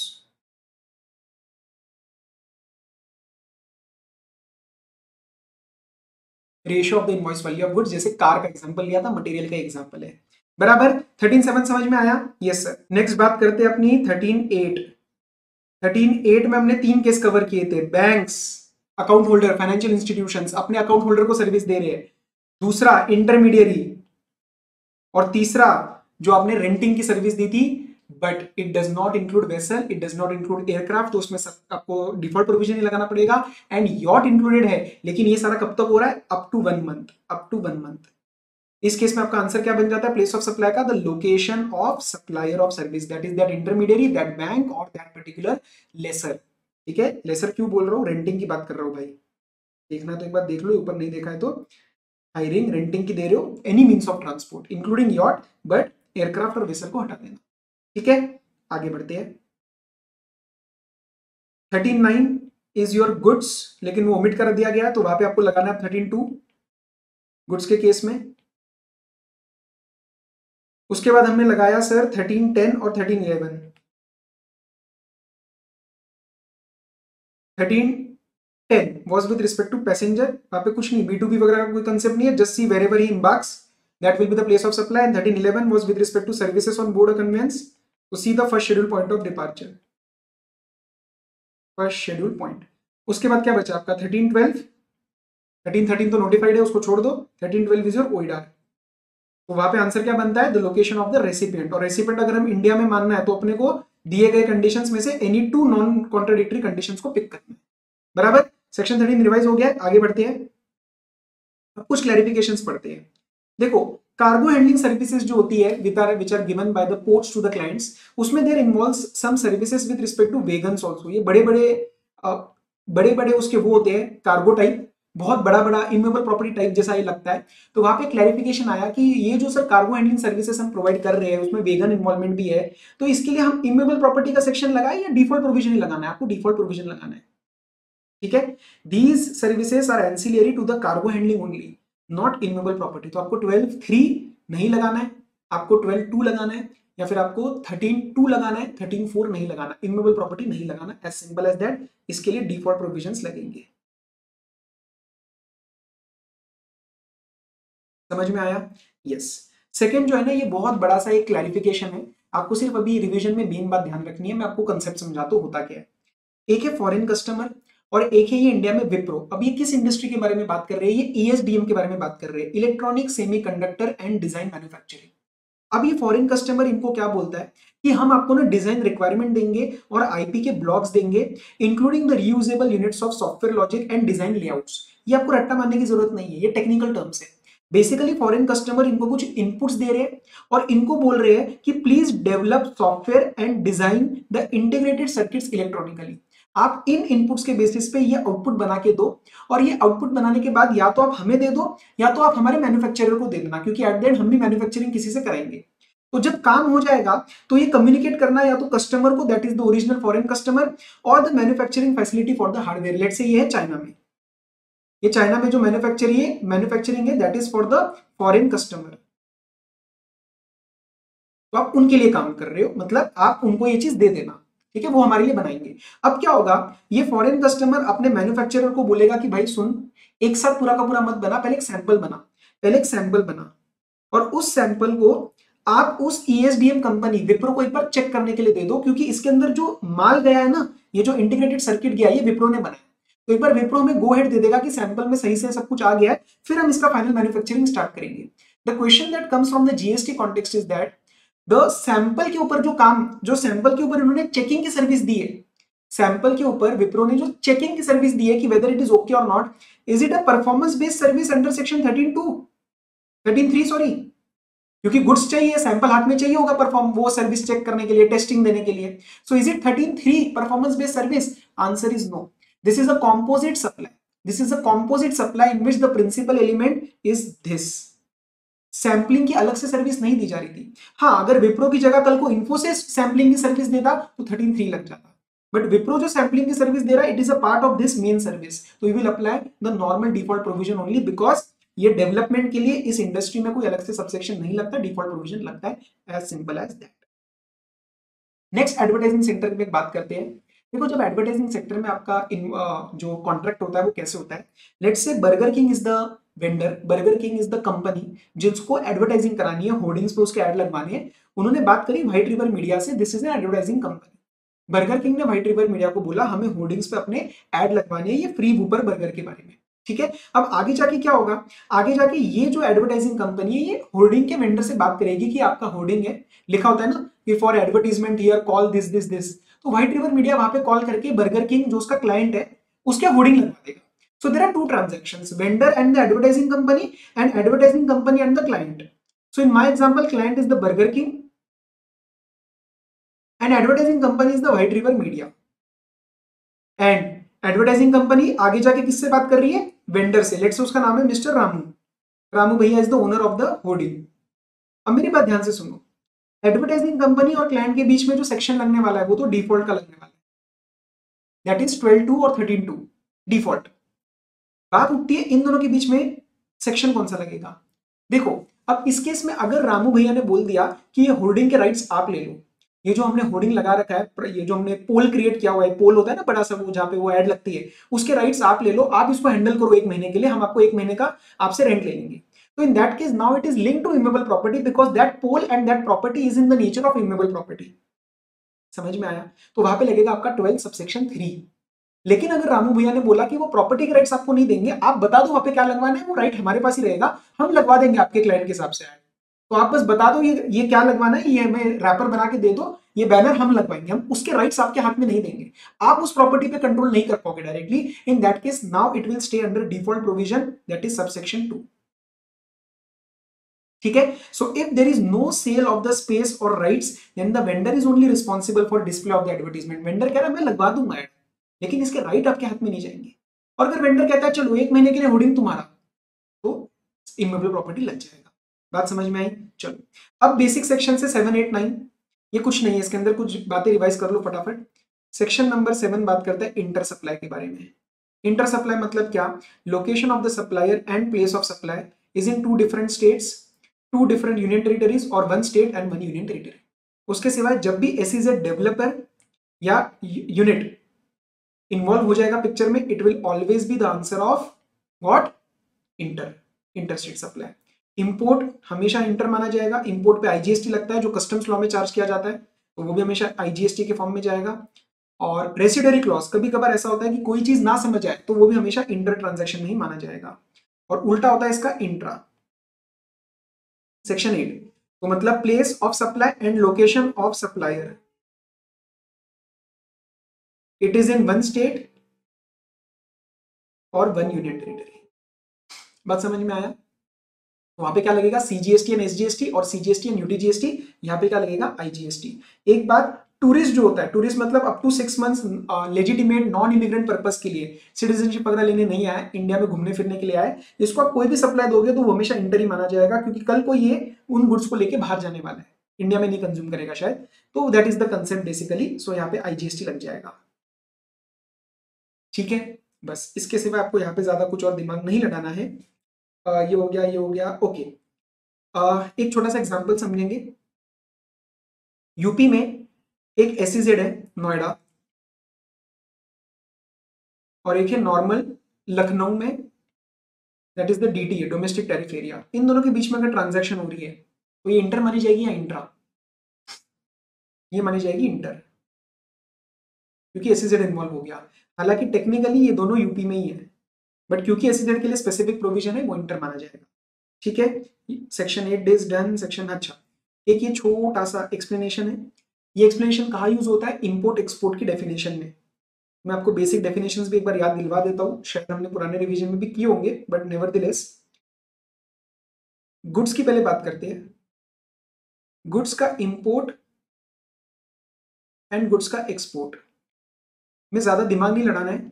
Goods का इंपोर्ट की डेफिनेशन है, आप गुड्स को इंडिया में लेके आते हो, और एक्सपोर्ट का डेफिनेशन है आप गुड्स को इंडिया से बाहर लेके जाते हो।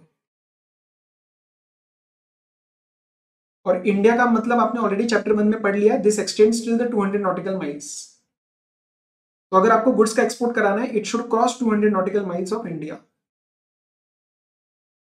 चीजें क्लियर हुई? Yes sir. ओके, सर्विसेज की बात करते हैं। सर्विसेज की इंपोर्ट और एक्सपोर्ट में थोड़ी सी कंडीशंस लग जाती है।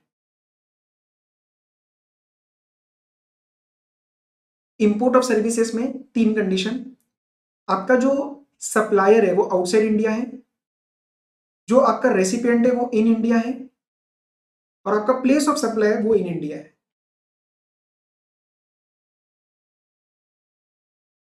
ओके, एक्सपोर्ट वाले में 5 कंडीशंस लगती है। सप्लायर आपका इंडिया में है, रेसिपिएंट आपका आउटसाइड इंडिया में है, प्लेस ऑफ सप्लाई आपका आउटसाइड इंडिया में है, और 2 और कंडीशन। क्यों? क्योंकि export is a zero rated, एक जीरो रेटेड मानी जाती है, वहां पे आपको आईटीसी के बेनिफिट मिलते हैं, तो आपके ऊपर स्ट्रिंजेंट कंडीशंस लगाई जा रही है। ये दोनों कंडीशन आपको अच्छे से ध्यान रखनी है। पहली कंडीशन, फोर्थ और फिफ्थ में से fourth, the payment should be received in a convertible foreign exchange और आईएनआर वेरेवर परमिटेड। कहां परमिट किया गया? नेपाल भूटान में। And fifth condition, they should not B units merely establishments of a distinct person। ये जो merely units और merely establishments of distinct person बोला है, ये इन व्हाट कंटेक्स्ट बोला है, ये डिफाइन करा गया है सेक्शन 8 के एक्सप्लेनेशन में। और उस सेक्शन 8 का एक्सप्लेनेशन क्या कहता है, इसका मतलब क्या है? सिंपल 3 केस लिए उन्होंने। एक यूनिट है इंडिया में और उसी कंपनी का एक यूनिट है outside India. Reliance India, Reliance UK, ये आपस में क्या बन जाएंगे? Units, establishments of distinct person. तो इनके बीच में हम एक्सपोर्ट नहीं बना सकते। बट वो भी इतना सिंपल नहीं है, इसमें एक और कंडीशन आती है, मैं बता देता हूँ, वो अगले वाले चैप्टर्स में आती है कि इफ आउटसाइड इंडिया का जो उसका ऑफिस होगा, अगर वो सेपरेटली इनकॉर्पोरेटेड है अंडर देयर ओन लॉस, तो एक्सपोर्ट बनाया जा सकता है, क्योंकि टेक्निकली वो 2 पर्सन बन जाएंगे। लेकिन अगर सिर्फ यूनिट ओपन किया है ब्रांच की तरह, तो वो आपस में इस कंडीशन से पिट जाएंगे। ठीक है? और इसमें क्या मतलब बनता है? One unit is in one state and another unit is in another state, या फिर in one state, या फिर in one state there are 2 registered units। मैं एक बार दिखा देता हूं आपको 3 case. one establishment in India and another establishment outside India, one establishment in one state, another establishment outside the state, and one establishment in a state and another establishment registered within that state। तो एक ही state में यहाँ पे 2 registered units भी cover कर लिए गए। This is somewhat similar like 25(4) and 25(5) that we saw in chapter number 1, but yes technically differences है। तो वो बोलते हैं ये वाली कंडीशन भी आपकी कंप्लाई होनी चाहिए। They should not be treated as establishments of a distinct person if you want to get the benefit of export of service। Clear? आगे section number 9 is the supply in territorial waters. Supply in territorial waters, इसमें तो देखो कुछ है नहीं।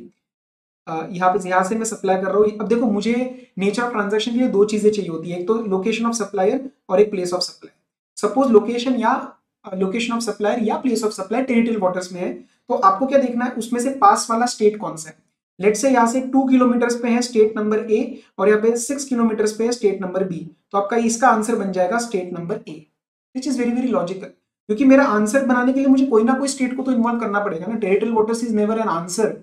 पानी जो है वो आंसर नहीं बनेगा कभी भी प्लेस ऑफ सप्लाई का। बराबर? चलो, सेक्शन नंबर 14 है ऑनलाइन गेमिंग मनी। इसमें क्या होता है सुनो, if the online money gaming, what is online money gaming? It is a intangible goods. उसका जो टैक्सेशन है, क्या हमने हैंड ओवर किया कस्टम्स लॉ को? Answer is no, chapter number 2 में देख लिया था। It is still under the GST law and it is a nature of intangible goods. उसकी टैक्सेबिलिटी, अगर सप्लायर आउटसाइड इंडिया है एंड रेसिपिएंट इन इंडिया, तो क्या करें? तो देखो, a supplier of online money gaming जो कि इंडिया में नहीं है, उसको आईजीएसटी पे करना पड़ेगा, क्योंकि here the nature of transaction will be inter, right? अब बस हमने उसको क्या बोला, सप्लायर को एक फायदा दिया कि तुझे ना अलग अलग स्टेट में रजिस्ट्रेशन लेने की जरूरत नहीं है। चैप्टर नंबर 8 रजिस्ट्रेशन में आपको उन स्टेट्स में रजिस्ट्रेशन लेना पड़ता है जहां से आप सप्लाई करते हो, लेकिन ये तो आप बाहर ही हो, तो आपको इंडिया में किसी स्पेसिफिक स्टेट में रजिस्ट्रेशन नहीं लेना। आपके लिए एक सिंगल रजिस्ट्रेशन आएगा अंडर सिंप्लीफाइड रजिस्ट्रेशन स्कीम। ये 2 कीवर्ड्स आपको लर्न करने हैं, जो कि आती है सेक्शन नंबर 14 में। आप उसके अंदर आ जाए। सर अगर आप नहीं हो इंडिया में, लेकिन if you have someone who is representing you, क्या वो रजिस्टर हो सकता है? आंसर इज यस, वो रजिस्टर होकर आईजीएसटी का पेमेंट करे। लेकिन अगर आप भी नहीं हो और आपका कोई पर्सन रिप्रेजेंटेटिव भी नहीं है, then you have to appoint someone in India for the purpose of IGST payment and that person will be liable for the payment of tax.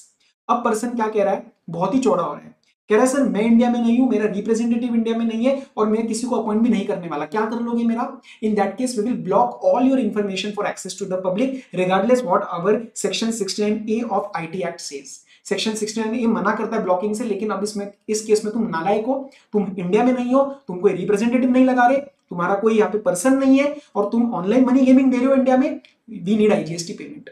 So now it will be blocked for access by the public in the manner specified in the IGST Act। Rules में दिया गया है, आपको नहीं पढ़ना। जब block होएगा अपने आप पर्सन इंडिया में आएगा और आईजीएसटी का पेमेंट करेगा ताकि इंफॉर्मेशन अनब्लॉक हो जाए। सिमिलर बातें आती है ओइडार के लिए, सिमिलर बातें आती है ओइडार के लिए। अब इसमें बहुत ध्यान से सुनना, ओइडार वाले सप्लायर को भी यहाँ पे बोला गया है कि आप सिंगल रजिस्ट्रेशन लोगे एंड आपका रिप्रेजेंटेटिव होगा तो वो आईजीएसटी का पेमेंट कर सकता है, और अगर फिजिकल प्रेजेंस नहीं है, रिप्रेजेंटेटिव नहीं है, तो आपको किसी को अपॉइंट करना पड़ेगा। So this is similar to what we studied about. But sir इसमें एक बात समझना, हेडिंग क्या बोलती है? Similar provision supply for OIDAR supplier to a non taxable online recipient. Sir इन्होंने एनटीओआर को क्यों बोला? What if this person is instead a registered person? What if this person is instead a registered person? फिर क्या करेंगे? अगर registered person होता ना तो आरसीएम लग जाता है, फिर उसको इंडिया में आने की जरूरत नहीं पड़ेगी। अगर रजिस्टर्ड पर्सन नहीं है और एनटीओआर है, एनटीओआर मतलब ही इज अनरजिस्टर्ड, तो आपको याद होगा मैंने इसको आरसीएम की लिस्ट से हटवाया था, एक्सेप्ट एनटीओआर, तो वहां पे एफसीएम लगता है और एफसीएम के लिए उसको बोला जाएगा भाई या तो तू हो या तो तेरा रिप्रेजेंटेटिव हो, नहीं तो किसी को अपॉइंट कर और इंडिया में आईजीएसटी का पेमेंट कर। तो आपको ये देखना है, जब भी ओइडार सप्लायर फ्रॉम आउटसाइड इंडिया रहेगा, इंडिया में तो प्रॉब्लम नहीं आएगी, ये नॉन टैक्सेबल टेरिटरी में है। अगर वो दे रहा है किसी एनटीओआर को तो उस केस में एफसीएम लगेगा, सिंगल रजिस्ट्रेशन स्कीम लगेगी, वो सब लगेगा। और सर अगर वो दे रहा है किसी रजिस्टर्ड पर्सन को तो आरसीएम लगेगा, फिर उसको यहाँ पे आने की बात उठेगी नहीं। बराबर? चलो कुछ क्लैरिफिकेशंस आए तो उन क्लैरिफिकेशंस को क्विकली देख लो। अगर goods are sold to unregistered person जिसमें billing address is different from delivery address, तो अनरजिस्टर्ड पर्सन को सेल हुआ, गुड्स सेल हुए, तो ये दिमाग में आते आपके 10(1) क्लिक कर जाना चाहिए, ये आपके दिमाग में 10(1) क्लिक कर जाना चाहिए। आंसर क्या बनेगा? जहां पे भी उसका स्टेट रिकॉर्ड करा गया, लेकिन सर वो बिलिंग रहेगा या डिलीवरी? सर डिलीवरी पिक करेंगे ना, there the goods are going, that is the main aim. And sir ऐसा ई कॉमर्स में जनरली होता है। अब सर ई कॉमर्स में फिजिकल काउंटर नहीं है, ई काउंटर, लेकिन है तो वो काउंटर ही ना, आप अनरजिस्टर्ड की तरह ही तो शॉपिंग करते हो, वहां पे आपको 10(1) लगाना है एंड प्लेस ऑफ सप्लाई बनाना है आपका जो भी डिलीवरी एड्रेस रिकॉर्ड हुआ है ऑन द इनवॉइस। ठीक है, दूसरी बात, नेक्स्ट क्लैरिफिकेशन आया, custodian services by banks to foreign portfolio investor. Let's say एक फॉरेन पोर्टफोलियो इन्वेस्टर है एलॉन मस्क और ये है एचडीएफसी बैंक। एचडीएफसी बैंक इसको कस्टोडियल सर्विस प्रोवाइड कर रही है, तो यहां पे क्या 13(8) लगेगा? सर 13(8) मतलब वो इंटरमीडियरी वाला? Answer is no. पता है क्यों? क्योंकि मस्क का एचडीएफसी में कहीं पे भी कोई अकाउंट नहीं है, Musk is not an account holder, तो आपका 13(8) नहीं लगेगा, यहाँ पे आपका लगेगा 13(2). कस्टोडियल सर्विस 13(2) में जाएगा, 13(8) में नहीं जाएगा। ठीक है, अगला एक सिंपल केस लेते हैं। देयर आर 3 पार्टीज, हम इसमें कौन सी सर्विस की बात कर रहे हैं? वन स्टॉप एडवर्टाइजिंग सर्विस की बात कर रहे हैं। लेट्स से फॉरेन क्लाइंट है टेस्ला, इलॉन मस्क ने अपनी टेस्ला के लिए, जो उसका foreign client is the Tesla in this question, और उन्होंने एक एडवर्टाइजिंग एजेंसी से डील किया। लेट्स से इस एडवर्टाइजिंग एजेंसी का नाम ले लेते हैं वही वाला, व्हाइट रिवर मीडिया, वो मीडिया एजेंसी है। टेस्ला ने मीडिया से बात करी, व्हाइट रिवर मीडिया से, और बोला please provide us the one stop solution from planning to content everything. हमें टेस्ला इंडिया में लेके आनी है, हमें टेस्ला की थोड़ी एडवर्टाइजिंग करनी है, एक नया इलेक्ट्रॉनिक व्हीकल हमारा आ रहा है टेस्ला का, उसके लिए। ठीक है, तो बदले में व्हाइट रिवर मीडिया किससे बात करेगा? मीडिया ओनर से, लेट्स से सन टीवी। तो आपस में ये दोनों डील करेंगे, एडवर्टाइजिंग एजेंसी इसको पेमेंट करेगी, मीडिया जो है सन टीवी वो इसको इनवॉइस रेज करेगा, और एडवर्टाइजिंग एजेंसी फॉरेन क्लाइंट को बिल करेगी एंड फॉरेन क्लाइंट इसको फॉरेक्स में पे करेगा। बराबर? अब मेरा सवाल आपसे ये है कि इस केस में क्या ये इंटरमीडियरी माना जाएगा एडवर्टाइजिंग एजेंसी को? Answer is no. क्या ये इंटरमीडिएरी सर्विस है? No, it is a proper P2P basis पे सर्विस दी जा रही है। This is a proper principal to principal service. क्या एडवर्टाइजिंग एजेंसी सन टीवी और टेस्ला को बीच में मिलवा रही है? नहीं, एडवर्टाइजिंग एजेंसी टेस्ला से प्रॉपरली एक कॉन्ट्रैक्ट कर रही है और सन टीवी से एक सेपरेट कॉन्ट्रैक्ट कर रही है। तो ये इसमें 13(8) नहीं लगेगा, इसमें आपका 13(2) लगेगा। और इसमें मुझे एक और चीज क्लैरिफाई करो, इन्होंने क्लैरिफाई किया इस पर्टिकुलर ट्रांजैक्शन में who is the recipient? Sir recipient is the person liable to pay, तो person liable to pay is the foreign client Tesla, so Tesla will be the recipient, and the recipient one of them is outside India, so we will apply section 13 and we will apply the default provision 13(2). तो in advertising की जो target audience है या फिर जो Tesla का कोई representative India में, वो सब यहाँ पे रेसिपिएंट नहीं माने जाएंगे। सर पे कौन कर रहा है? सेक्शन 2 क्लॉज 93 लगाओ, रेसिपिएंट मतलब पे कौन कर रहा है? फॉरेन क्लाइंट पे कर रहा है, तो दैट इज द रेसिपिएंट। अब सर इसके सिवा एक बात एक्सटेंड करने की कोशिश करते हैं, क्या ये सर्विस एक्सपोर्ट में आ सकती है? क्या ये सर्विस एक्सपोर्ट ऑफ सर्विस में आ सकती है? क्या आंसर इज यस। क्यों? क्योंकि इसमें फॉरेक्स वगैरह आ रहा है, बाकी सब आ रहा है, बट यस आपको बाकी के कंडीशंस भी कंप्लाई करने पड़ेंगे और वो इसमें मोस्टली हो जाएंगे। देखो, सप्लायर इन इंडिया है, रेसिपिएंट आउटसाइड इंडिया है, फॉरेक्स में पेमेंट आ रही है, place of supply location of recipient बन जाएगा foreign client, and they are not establishments of distinct person, तो यस एक्सपोर्ट बन सकती है। चीजें समझ में आई? यही इन्होंने पूरा पे क्लैरिफाई किया, आपको दोबारा रीड करने की जरूरत नहीं है अगर मैंने जो बोला आपको समझ में आया तो। इसके बाद वो क्या कह रहे हैं, if the advertising company really acts as an agent of the foreign client with the media owner. अब इस केस में व्हाइट रिवर मीडिया कहती है कि मैं आप दोनों से अलग अलग कॉन्ट्रैक्ट नहीं करूंगी, मैं टेस्ला को और सन टीवी को बस मिलवा दूंगी और बीच में कमीशन खाऊंगी। तो अब यहाँ पे क्या बनेगा? अब यहाँ पे सर इंटरमीडियरी बन जाएगा 38। तो Sun TV is dealing with the foreign client directly, Sun TV ने इनवॉइस रेज किया, फॉरेन क्लाइंट ने उसका पेमेंट कर दिया। अब यहाँ पे जो व्हाइट रिवर मीडिया अगर इन्वॉल्व है पिक्चर में, जो प्योरली एजेंट का ही काम कर रही है, वो कोई दो अलग कॉन्ट्रैक्ट नहीं कर रही, and it is not giving a one stop solution, वो बस इन दोनों को मिलवा रही है और अपना कमीशन खा रही है। तो yes, now we will apply 13(8). तो 13(8) में the place of supply is what? Location of the supplier of services. समझ में आया? यस। लास्ट बात, लास्ट ही है आई थिंक, हाँ इसके सिवा कुछ नहीं बचा। Data hosting services by service provider in India to cloud computing. अब लेट्स से एक डेटा होस्टिंग सर्विस प्रोवाइडर, ये डेटा के ये आईटी की टर्म से, आप सिर्फ जीएसटी कंटेक्स्ट से समझो। डेटा होस्टिंग की ये एक कंपनी है, लेट्स से होस्टिंगर करके कंपनी इंडिया में, ये अपनी सर्विस दे रही है डेटा होस्टिंग की, उसका डेटाबेस दे रही है, उसकी स्टोरेज स्पेस दे रही है, किसको? क्लाउड कंप्यूटिंग सर्विस प्रोवाइडर, जो कि फॉरेन की, let's say Amazon web services. और अमेजॉन वेब सर्विसेज के अपने क्लाइंट्स है, एंड यूजर, जैसे हो सकता है कोई रिलायंस हो सकता है इसमें, ठीक है, फेसबुक हो सकता है, और भी कोई भी जो भी कंपनीज होती है कॉर्पोरेट्स इसके अंदर इन्वॉल्व है। मेरा सवाल आपसे सिर्फ इतना ही है, ये जो data hosting provider Hostinger Amazon web service को उसको पेमेंट दे रहा है और उसके बदले में फॉरेक्स में अमाउंट रिसीव कर रहा है, is this a part of intermediary?